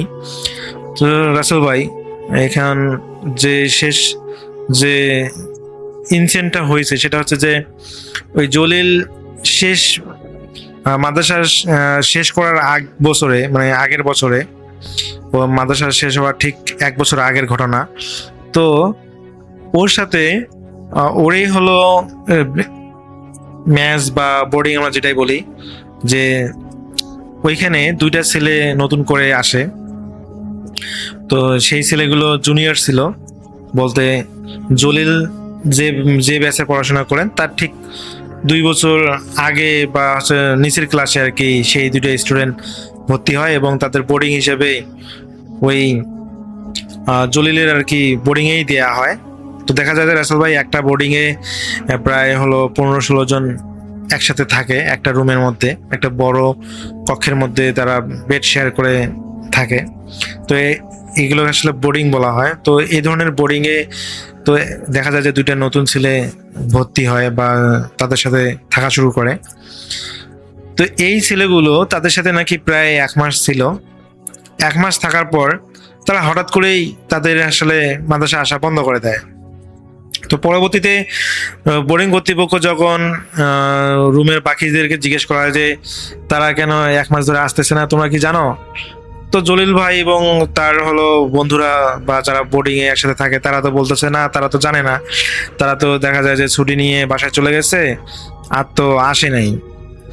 তো দেখা যায় যে এইভাবে প্রায় 2 মাস চলে যায় এবং বোর্ডিং কর্তৃপক্ষ পুনরায় তদন্ত শুরু করে যে তারা কেন আসতেছে না। তো যখন তার ফ্যামিলির সাথে যোগাযোগ করার চেষ্টা করা হয়, এই 2 মাসেও চেষ্টা করা হয়েছে, কিন্তু ফ্যামিলির যে ফোন নাম্বার বা দেয়া হয়েছিল সেগুলোতে আসলে ফোন যাচ্ছিল না।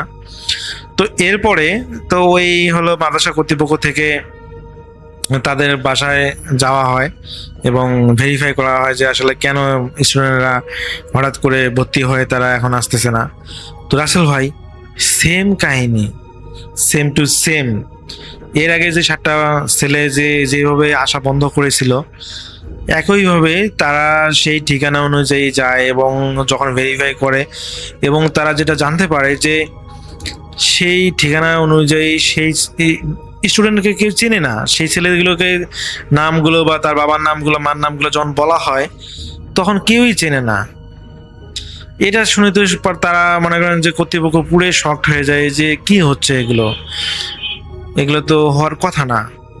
তো রাসেল ভাই, এরপরে ওই জলিল ভাই যেটা জানান যে উনি ওই মাদ্রাসা থাকাকালীন আরো নাকি অনেক ভৌতিক ঘটনা শুনেছেন, যে অনেক জিন ছেলেপেলেরা আসে এইভাবে, তারা এসে মাদ্রাসায় পড়াশোনা করে, কিন্তু পরবর্তীতে একটা নির্দিষ্ট সময় পড়াশোনা করার পর তারা নাকি আর মাদ্রাসায় আসে না।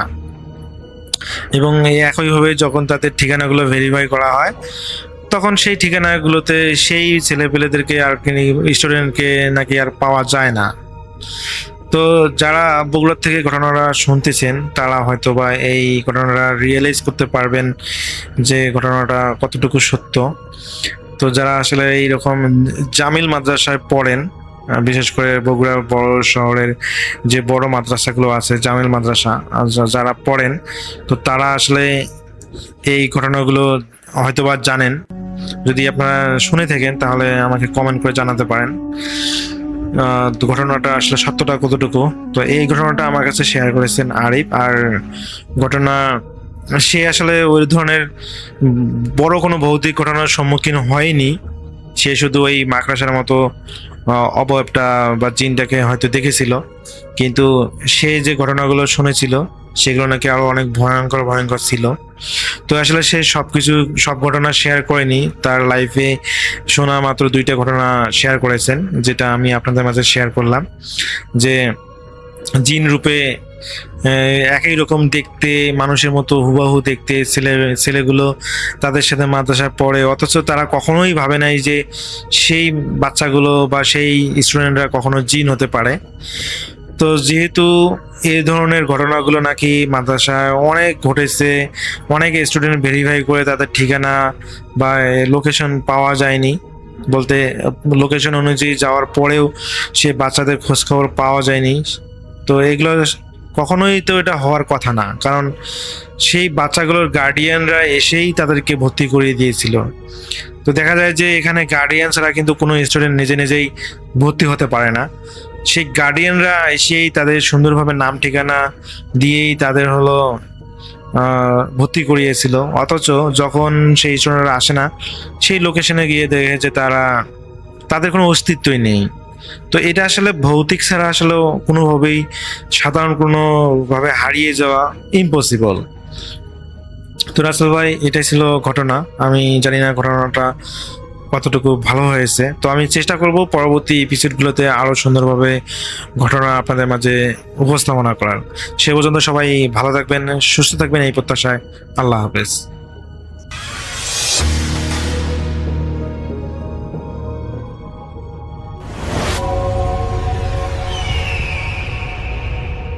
আমি এখন যে ঘটনাটা শেয়ার করব, ঘটনাটি পাঠিয়েছেন আমার কাছে, তার নাম হচ্ছে সুমন মিয়া। তার বাড়ি হচ্ছে মানিকগঞ্জ জেলার কোন একটা এরিয়াতে। এটা গাজীপুর থেকে শুরু। তিনি যে ঘটনাটা আমাদেরকে শেয়ার করেছেন সেটা শুরু হচ্ছে গাজীপুর থেকে। তো তিনি যেভাবে শেয়ার করেছেন যে তিনি বলেছেন যে একটা মনোযোগ দিয়ে একটু শুনতে হবে, এবং 2015 সালের ঘটনা। তিনি বলেছেন তাদের পরিবারের সবাই এরকম, যে একরকম কবিরাজ, তার মা নাকি জিনভূত যাই বলা হোক না কেন এসব নিয়ে কাজ করতেন। তো ঘটনাটা 2015 সালের জানুয়ারি মাসের 7 তারিখ। তখন তিনি গাজীপুরে একটা কার্টুন কোম্পানিতে চাকরি করতেন। এক রাতের কথা, তিনি একদিন একটা স্বপ্ন দেখেন যে একটা ছেলে তার পরিবারের সবার সাথে ঝগড়া করে কোনো একটা কাঠ বাগানের একটা গাছে ফাঁসি দিয়েছে। তো স্বপ্নটা দেখার সাথে সাথে তিনি ঘুম থেকে উঠে যান। তো যেহেতু তিনি ব্যাচেলার ছেলেদের সাথে থাকতেন, মানে মেসে থাকতেন, তো এসব একা একা ভেবে মনে করেন যেটা হয়তো স্বপ্ন ছিল আর কিছুই না। তিনি তখন ব্যাচেলার ছেলেদের সাথে থাকতেন আর কি। তো নিজেকে শান্ত করার চেষ্টা করছিলেন, করে একটা সময় আবার ঘুমিয়ে পড়েন। এটা উনি জানতেন না যে তার সামনে কি ঘটতে যাচ্ছে। তখন সকাল 7টা বাজে। তার বাসার মানুষজন সবাই বলা বলি করছিল যে একটা ছেলে তাদের এলাকায় কাঠ বাগানে ফাঁসি নিয়ে মারা গেছে। এই কথা শোনার পর তার পা থেকে মাটি সরে গেছে। তিনি শান্ত করতে পারছিলেন না, ট্রমাটাইজড হয়ে গেছিলেন, কারণ যেটা তিনি স্বপ্নে দেখেছেন সেটাই ঘটেছে। নিজেকে শান্ত করেন তিনিও দেখতে গেলেন ব্যাপারটা কি, আসলে কি সত্য কিনা। তিনি দেখলেন যে এই ছেলেটাকে যাকেই তিনি স্বপ্নে দেখেছিলেন, সেই লাল শার্ট হাফ প্যান্ট পরা ছেলেটা, দেখতে কালো ধরনের, শরীর মোটামুটি ভালো ছিল, সেই একই ছেলেটাই ফাঁস নিয়েছে। তিনি অবাক হয়ে গেছেন। তিনি কিছু না বলেই বাসা থেকে চলে আসেন আর ভাবলেন এটা কি হলো, তার সাথে কি হলো। এটা তিনি আসলে ছেলেটা মারা গেছে সেটা একটা রিজন, কিন্তু তার সাথে এটা কেন ঘটলো এটা চিন্তা করে তিনি বারবার অবাক হয়ে যাচ্ছিলেন। নিজের ভেতরে এই প্রবলেমটা তিনি কাউকে বলতে পারছিলেন না। এমন একটা পর্যায়ে তিনি এই বিষয়টা তার এক বড় ভাইকে জানান। সে বলল এটা হয়তো মনের ভুল, কিন্তু এটা তো তিনি জানতেন যে এটা ভুল না। সুমন ভাই এটা জানতেন ভুল না। যাই হোক, এটা ভুলে যাওয়ার কথা চিন্তা করছিলেন। সারাদিন বন্ধুদের সাথে গল্প করে কোনো মতে ভোলার চেষ্টা করছিলেন, কিন্তু এটা থেকেও খারাপ কিছু হবে সেটা তিনি চিন্তা করেননি। রাতের বেলা তিনি যখন বাসায় এসে ঘুমালেন, ওই দিন রাতে তিনি একটা স্বপ্ন দেখলেন যে তার বাসার সামনে একজন পরিচিত বড় ভাইয়ের বাসা, তার মা মারা গেছেন, সবাই কান্না করছে। আর তার সেই মরা মা তাকে দেখে বলছে তার কোনো ছেলে মেয়ে ভালো না, সবাই তাকে অনেক কষ্ট দিচ্ছে, একদিনও নাকি শান্তিতে থাকতে দেয়নি। আরো এমন কথা তিনি স্বপ্নে দেখছেন। তো তিনি এসব দেখার পর ঘুম থেকে উঠে অবাক হয়ে যায় কি দেখলেন তিনি, এবং তিনি এরকম পরপর 2 দিন এরকম জিনিস দেখবেন তার সাথে, বা তিনি দেখবেন কেন সেটা তিনি ভেবে পাচ্ছিলেন না। আবার নিজেকে তিনি শান্ত করে ঘুমিয়ে যান। সকালবেলা মসজিদে মাইকের সাউন্ড আসছে যে এই বাড়ির এই জন এই টাইমে মারা গেছে। তিনি শুনে ঘুম থেকে উঠে ভয় পেয়ে যান। আজ জানি না কি হয় তার সাথে। যাই হোক, তার একটা ভালো দিক ছিল যে তিনি তাদের এখানে যেই জায়গায় কোনো মানুষ মারা গেলে তিনি জানাজা পড়তে যেতেন, আর কোনো হেল্প দরকার হলে তারা ওইটা ছোটবেলা থেকেই অভ্যাস যে কেউ যদি মারা যেতেন তিনি ওই জায়গায় অ্যাটেন্ড করতেন আর কি। তো সেদিনও তিনি তাই করেন। তিনি গোসল করে উঁচু করে সেখানে যান, যে দেখেন যেই মহিলাটাকে তিনি স্বপ্নে দেখেছেন, এইবার আর তিনি অবাক হন নাই, কারণ আল্লাহ যা করেন ভালোর জন্যই করেন। সে চাইছে বলেই তিনি এসব দেখেছেন। এবার কাউকে কিছু বলেন নাই। তিনি জানাজা শেষ করে বাসায় এসে ভাবছিলেন এমন কেন হচ্ছে তার সাথে, কারণ এইভাবে চলতে থাকলে তো তিনি পাগল হয়ে যাবেন। তিনি এই মহিলাকেই যাকে স্বপ্নে দেখলেন তিনিই পরের দিন মারা গেলেন।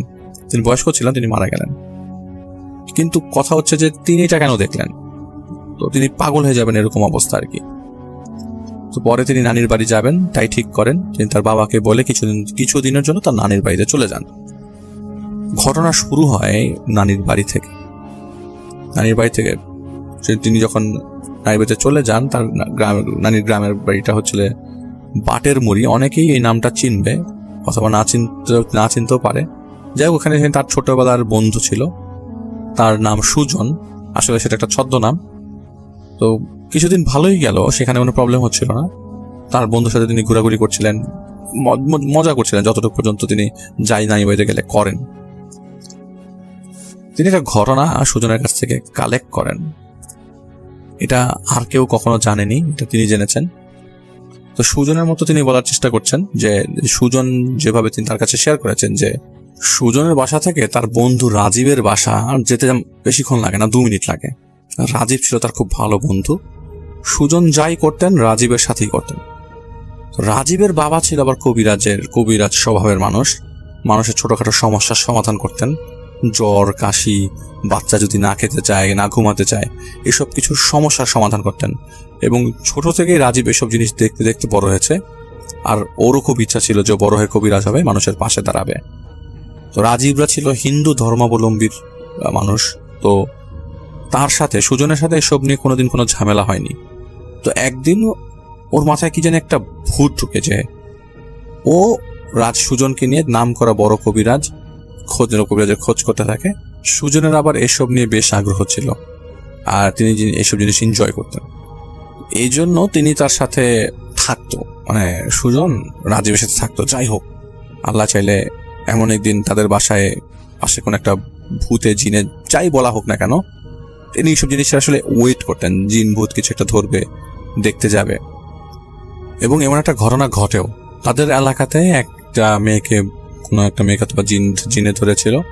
তো তাদের এলাকার কোনো কবিরাজ নাকি কোনো কিছু করতে পারে নাই বিধায় ওই গ্রামের বাইরে থেকেই একজনকে নিয়ে আসা হয়। তো সেইখানে ওই তার বন্ধু, সুজনের বন্ধু যে রাজীব, সে খবর পায় যে একজন নতুন কবিরাজ আসছে এখানে ডিল করতে। তো তিনি খাওয়া দাওয়া ভুলে এই কবিরাজকে দেখতে চলে আসে এবং সাথে করে সুজনকেও নিয়ে আসে। সুজনও আসে। ওই কবিরাজ ওই মেয়েকে বড় একটা সার্কেল করে, সার্কেলের ভেতর মেয়েটাকে বসিয়ে কি জিনিস পড়ছিল, তারা কাজ করছিল। তো তারা সবাই, অনেক মানুষের ভিড়, তো সবাই ফাঁক দিয়ে দেখছিল যে কবিরাজটা কি করে বা কি করছে মেয়েটার সাথে। তো কিছুক্ষণ পরে ওই মেয়েটা অজ্ঞান হয়ে যায়। তো রাজীব তাকে বলে যে কবিরাজের থেকে ওই সব শিখবে, ও আরো কিছু শিখতে চায়। তো তিনি আর রাজীব চলে আসে। তো রাজীব কিভাবে জানি ওই কবিরাজের ঠিকানাটা বের করে ফেলে। তো একদিন বিকালে যে ঠিক করে কবিরাজের বাসায় যাবে, তো তিনি, এবং একা তো করতো না রাজীব কোনো কিছু সুজন ছাড়া, সুজনকে সাথে করে নিয়ে যায়। তো রাজীব বলতে থাকে যে ওই লোকটাকে একটা বট গাছের নিচে পাওয়া যাবে। তো তিনি যান এবং তারা দুজন মিলে যান এবং সেখান থেকে 5 হাত দূরে তারা কবিরাজের সাথে কথা বলছিল। তো ওই কবিরাজ যখন তাদের সিরিয়াল আসে, তারা যখন কথা বলে, তখন ওই কবিরাজ বলে যে তোরা যে কাজের জন্য এসছিস সেটা কোনোদিন হবে না। তো সুজন সাহেব ও রাজীব অবাক হয়ে যায়। এই কবিরাজ তাদের নাম না জানলেও কেমন করে ভাবলো যে তারা কবিরাজি শিখতে এসছে। তো মানা করার একটা পর্যায়ে রাজীব একদম পা ধরে ফেলে যে আমাকে শিখতে হবে। তো কবিরাজ অনেক কিছু বলছে, তোর সাহস নাই, তুই পারবি না, মরে যাবি, এইসব কথা রাজীবকে সে বলছিল, কবিরাজ বলছিল। কবির রাজি হচ্ছিল না। তো একটা পর্যায়ে রাজি হয় নাই। তো সেদিন তারা চলে আসে এবং চলে আসার পর প্রায় 7 দিন সুজনের সাথে রাজীবের দেখা হয়নি। তো পরে 7 দিন পর রাজীবের সাথে তার যখন দেখা হয়, তখন জিজ্ঞেস করলো, কিরে কই ছিলি? 7 দিন তোর দেখলাম না, বাসায়ও নাই, তোর বাসায় গেলাম, তোরে পাইলাম না। তো রাজীব বললো ওই 7 দিন নাকি কবিরাজের বাসার সামনে পড়েছিল কবিরাজকে রাজি করার জন্য। তো একটা পর্যায়ে নাকি সুজন জিজ্ঞেস করে, রাজি হয়েছে নাকি? বলে হ্যাঁ রাজি হয়েছে, আজ যেতে বলেছে, তুইও চল আমার সাথে। তো সুজন বলে, না আমি যাব না ভাই, তুই যা, পরে অনেক তুই যা, আমি পারবো না যেতে। পরে রাজীব অনেক জোরাজুরি করে তাকে রাজি করায়। তো সেই বট গাছের নিচে তো সেই কবিরাজ তার সামনে যে বসে। কবিরাজ চোখ খুলে রাজীবকে বলে যে, আমি জানি সুজন তোর বিশ্বাসী বন্ধু, কিন্তু তারা দুজন ছাড়া আর কেউ কিছু জানলে তাহলে কিন্তু সমস্যা হবে, এবং কাউকে যদি বলিস তাহলে কিন্তু মারা যাবি। রাজীব বলে, সমস্যা নেই, আমরা কাউকে কিছু বলবো না। আসলে বলতে গেলে ওই কবিরাজ কালো জাদু করতো, ব্ল্যাক ম্যাজিক করতো। কবিরাজ রাজীবকে বললো যে, তুই যদি আমার একটা কাজ করে দিস তাহলে আমি তোকে সব শেখাবো। রাজীব বলল যে, আপনি যা করতে বলেন আমি তাই করব। কবিরাজ বললো যে, এই কাজ এত সহজ না, এর মধ্যে ভুল হলে শেষ, সব শেষ। তো সুজন বসে বসে সব শুনছিল, কারণ সে তো আসলে এই ব্যাপারে ইন্টারেস্টেড, শুনে দেখতে, কিন্তু কিছু করতে না। আরেক দিক দিয়ে সুজন অনেক সাহসী একটা ছেলে ছিল, ভয় পেত না সহজে। তো কবিরাজ রাজীবকে বলল, আমাকে একটা ফাঁসি দেওয়ার মেয়ের মাথা লাগবে, কেটে এনে দিতে হবে, যদি পারিস তাহলে সব শেখাবো। তখন এটা শুনে সুজনের মনে ভয় ঢুকে যায়। তো রাজীব কোনো কিছু না বুঝেই কবিরাজকে বলল, আমি রাজি, কিন্তু কোথায় পাবে? তো সহজ, ফাঁসি দেওয়া মেয়ের মাথা খুঁজে বের করা, মৃত ফাঁসি দেওয়া মেয়ের মাথা। কবিরাজ বলল, আমি তোকে সব বলে দেবো কিভাবে কি করবি। রাজীবকে বলা হলো কালকে একটা গ্রামে, ওই গ্রামের নামটা বলা হলো। তো ওই গ্রামে একটা মেয়ে হয়তো বা এরকম কিছু করতে পারে, তুই আগের থেকেই থাকবি, এবং ওই যে ওড়নাটা দিয়ে ফাঁসি দিবে সেই ওড়নাটা আমাকে এনে দিবি, পরে বলে দিব কি কি করতে হবে। রাজীব বলল, আচ্ছা। পরের দিন সত্যি সত্যি একটা মেয়ে ওই জায়গায় ফাঁসি দিয়ে মারা যায়, এবং সুজন এবং রাজীব সেই বাড়িতে যায়। সে ভয়ে ছিল, কারণ এটা তো একটা সেন্সিটিভ ইস্যু, একটা মেয়ে মারা গেছে, এবং রাজীব সেই ওড়না নিয়ে বের হবে। কিন্তু একটা পর্যায়ে রাজীব নাকি সে ওড়নাটা নিয়ে বের হয় এবং সেই কবিরাজের কাছে আসে, এবং সেই ওড়নাটা সাকসেসফুলি ওরা কবিরাজের কাছে নিয়ে আসে, এবং কবিরাজ যে ওড়নার ঘ্রাণ শুকে বলে যে এটা সে ওড়না না, সঠিক ওড়না নিয়ে আসতে হবে। রাজীব আবারও সেই বাড়িতে যায় এবং সুজনকে বলে, তুই বাসার মানুষের সাথে কথা বলতে থাক, ওই বাড়িতে আমি নিয়ে আসছি। কিন্তু কথা বলার, আসলে কথা তো বলা যায় না, সবাই তো চেনে না। কিন্তু কিছুক্ষণ পর দেখা যায় যে রাজীব সত্যি চোখ দিয়ে ইশারা করছে যে কাজ হয়ে গেছে, চল। বলে রাজীব, সুজন উঠে আসে এবং কবিরাজের কাছে গেছে। বলে কবিরাজ ঘ্রাণ শুকে বলে, হ্যাঁ এটাই সে ওড়না। রাজীব জিজ্ঞাসা করলে, এ ওড়না দিয়ে কি হবে? কবিরাজ বলে, অনেক কিছু হবে, এখন এত কিছু জেনে লাভ নাই। রাজীবকে বলল, তুই যে দেখ মেয়েটা কোথায় কবর দেয়, পরে রাতে আসবো আসল কাজ করতে। রাজীব আর কিছু জিজ্ঞাসা না করে ওই মেয়েকে কোথায় কবর দেয় সেটা দেখে এবং চিহ্ন দিয়ে আসে, যাতে পরবর্তী যখন যাবে তখন যেন চিনতে সুবিধা হয়। তো সুজন সবটা সময় সাথেই ছিল, কিন্তু শুধু দেখছে, এবং আসলে নিজের অজান্তেই চিন্তা করছিল এটা সম্ভব, কিন্তু কিভাবে সম্ভব। যাই হোক, দুজন বাসা থেকে বলে বের হয় এক বন্ধুর বাসায় যাবে, রাতে আসবে না, এবং রাতে কবিরাজের কাছে যায়। তো সুজন আর রাজীব যখন কবিরাজের কাছে যায়, তখন কবিরাজ রাজীবকে বলছিল যে কোনোভাবেই ভয় পাওয়া যাবে না, তাহলে কিন্তু সমস্যায় পড়ে যাবি। রাজীবকে একটা পরা ছুরি দিল, একটা কাপড় দিল, আরো কিছু জিনিস দিল, এবং শরীরে কিছু লাগাতে বলল। সেটা পরার তেল হতে পারে, আমি আসলে প্রপারলি জানি না, মানে রাজীব সুজন প্রপারলি জানেন এটা পরার তেল নাকি। তো তেমন ভয় ছিল না, কারণ সাথে রাজীব ছিল, দুজন একসাথেই। আর রাতও অনেক, যে জায়গায় গেছে সেখানে সব কবর, সেখানে সব কবরের জায়গা। তো কবিরাজের বাসা থেকে 30-40 মিনিটের রাস্তা।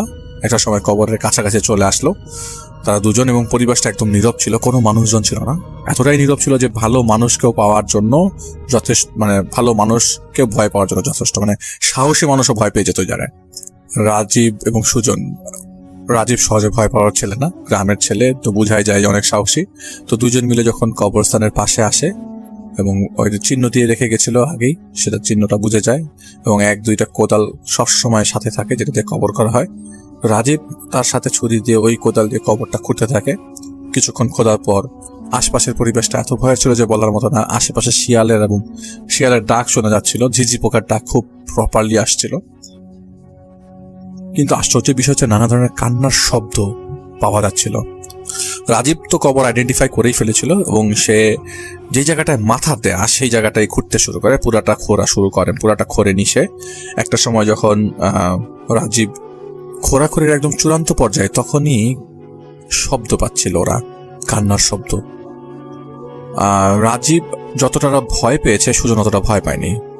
একটা পর্যায়ে শরীর কাঁপাকাঁপি ধরে যায়, তো সুজন রাজীবকে বলে যে ভাই বাদ দে, দরকার নাই, এসব চলে যাই। রাজীব তার কথায় মানে কবিরাজের নেশা, এমন নেশা ধরেছে যে ওর কথায় কানে না দিয়ে ওর কাজ করছে। আর এদিকে সুজনের শরীর ঘেমে অস্থির অবস্থা, মাটি খুঁড়ে পরে মাথা বের করে ফেললো। একটা পর্যায়ে যখন ছুরি চাইলো, সুজন কাঁপতে কাঁপতে ছুরিটা নিল।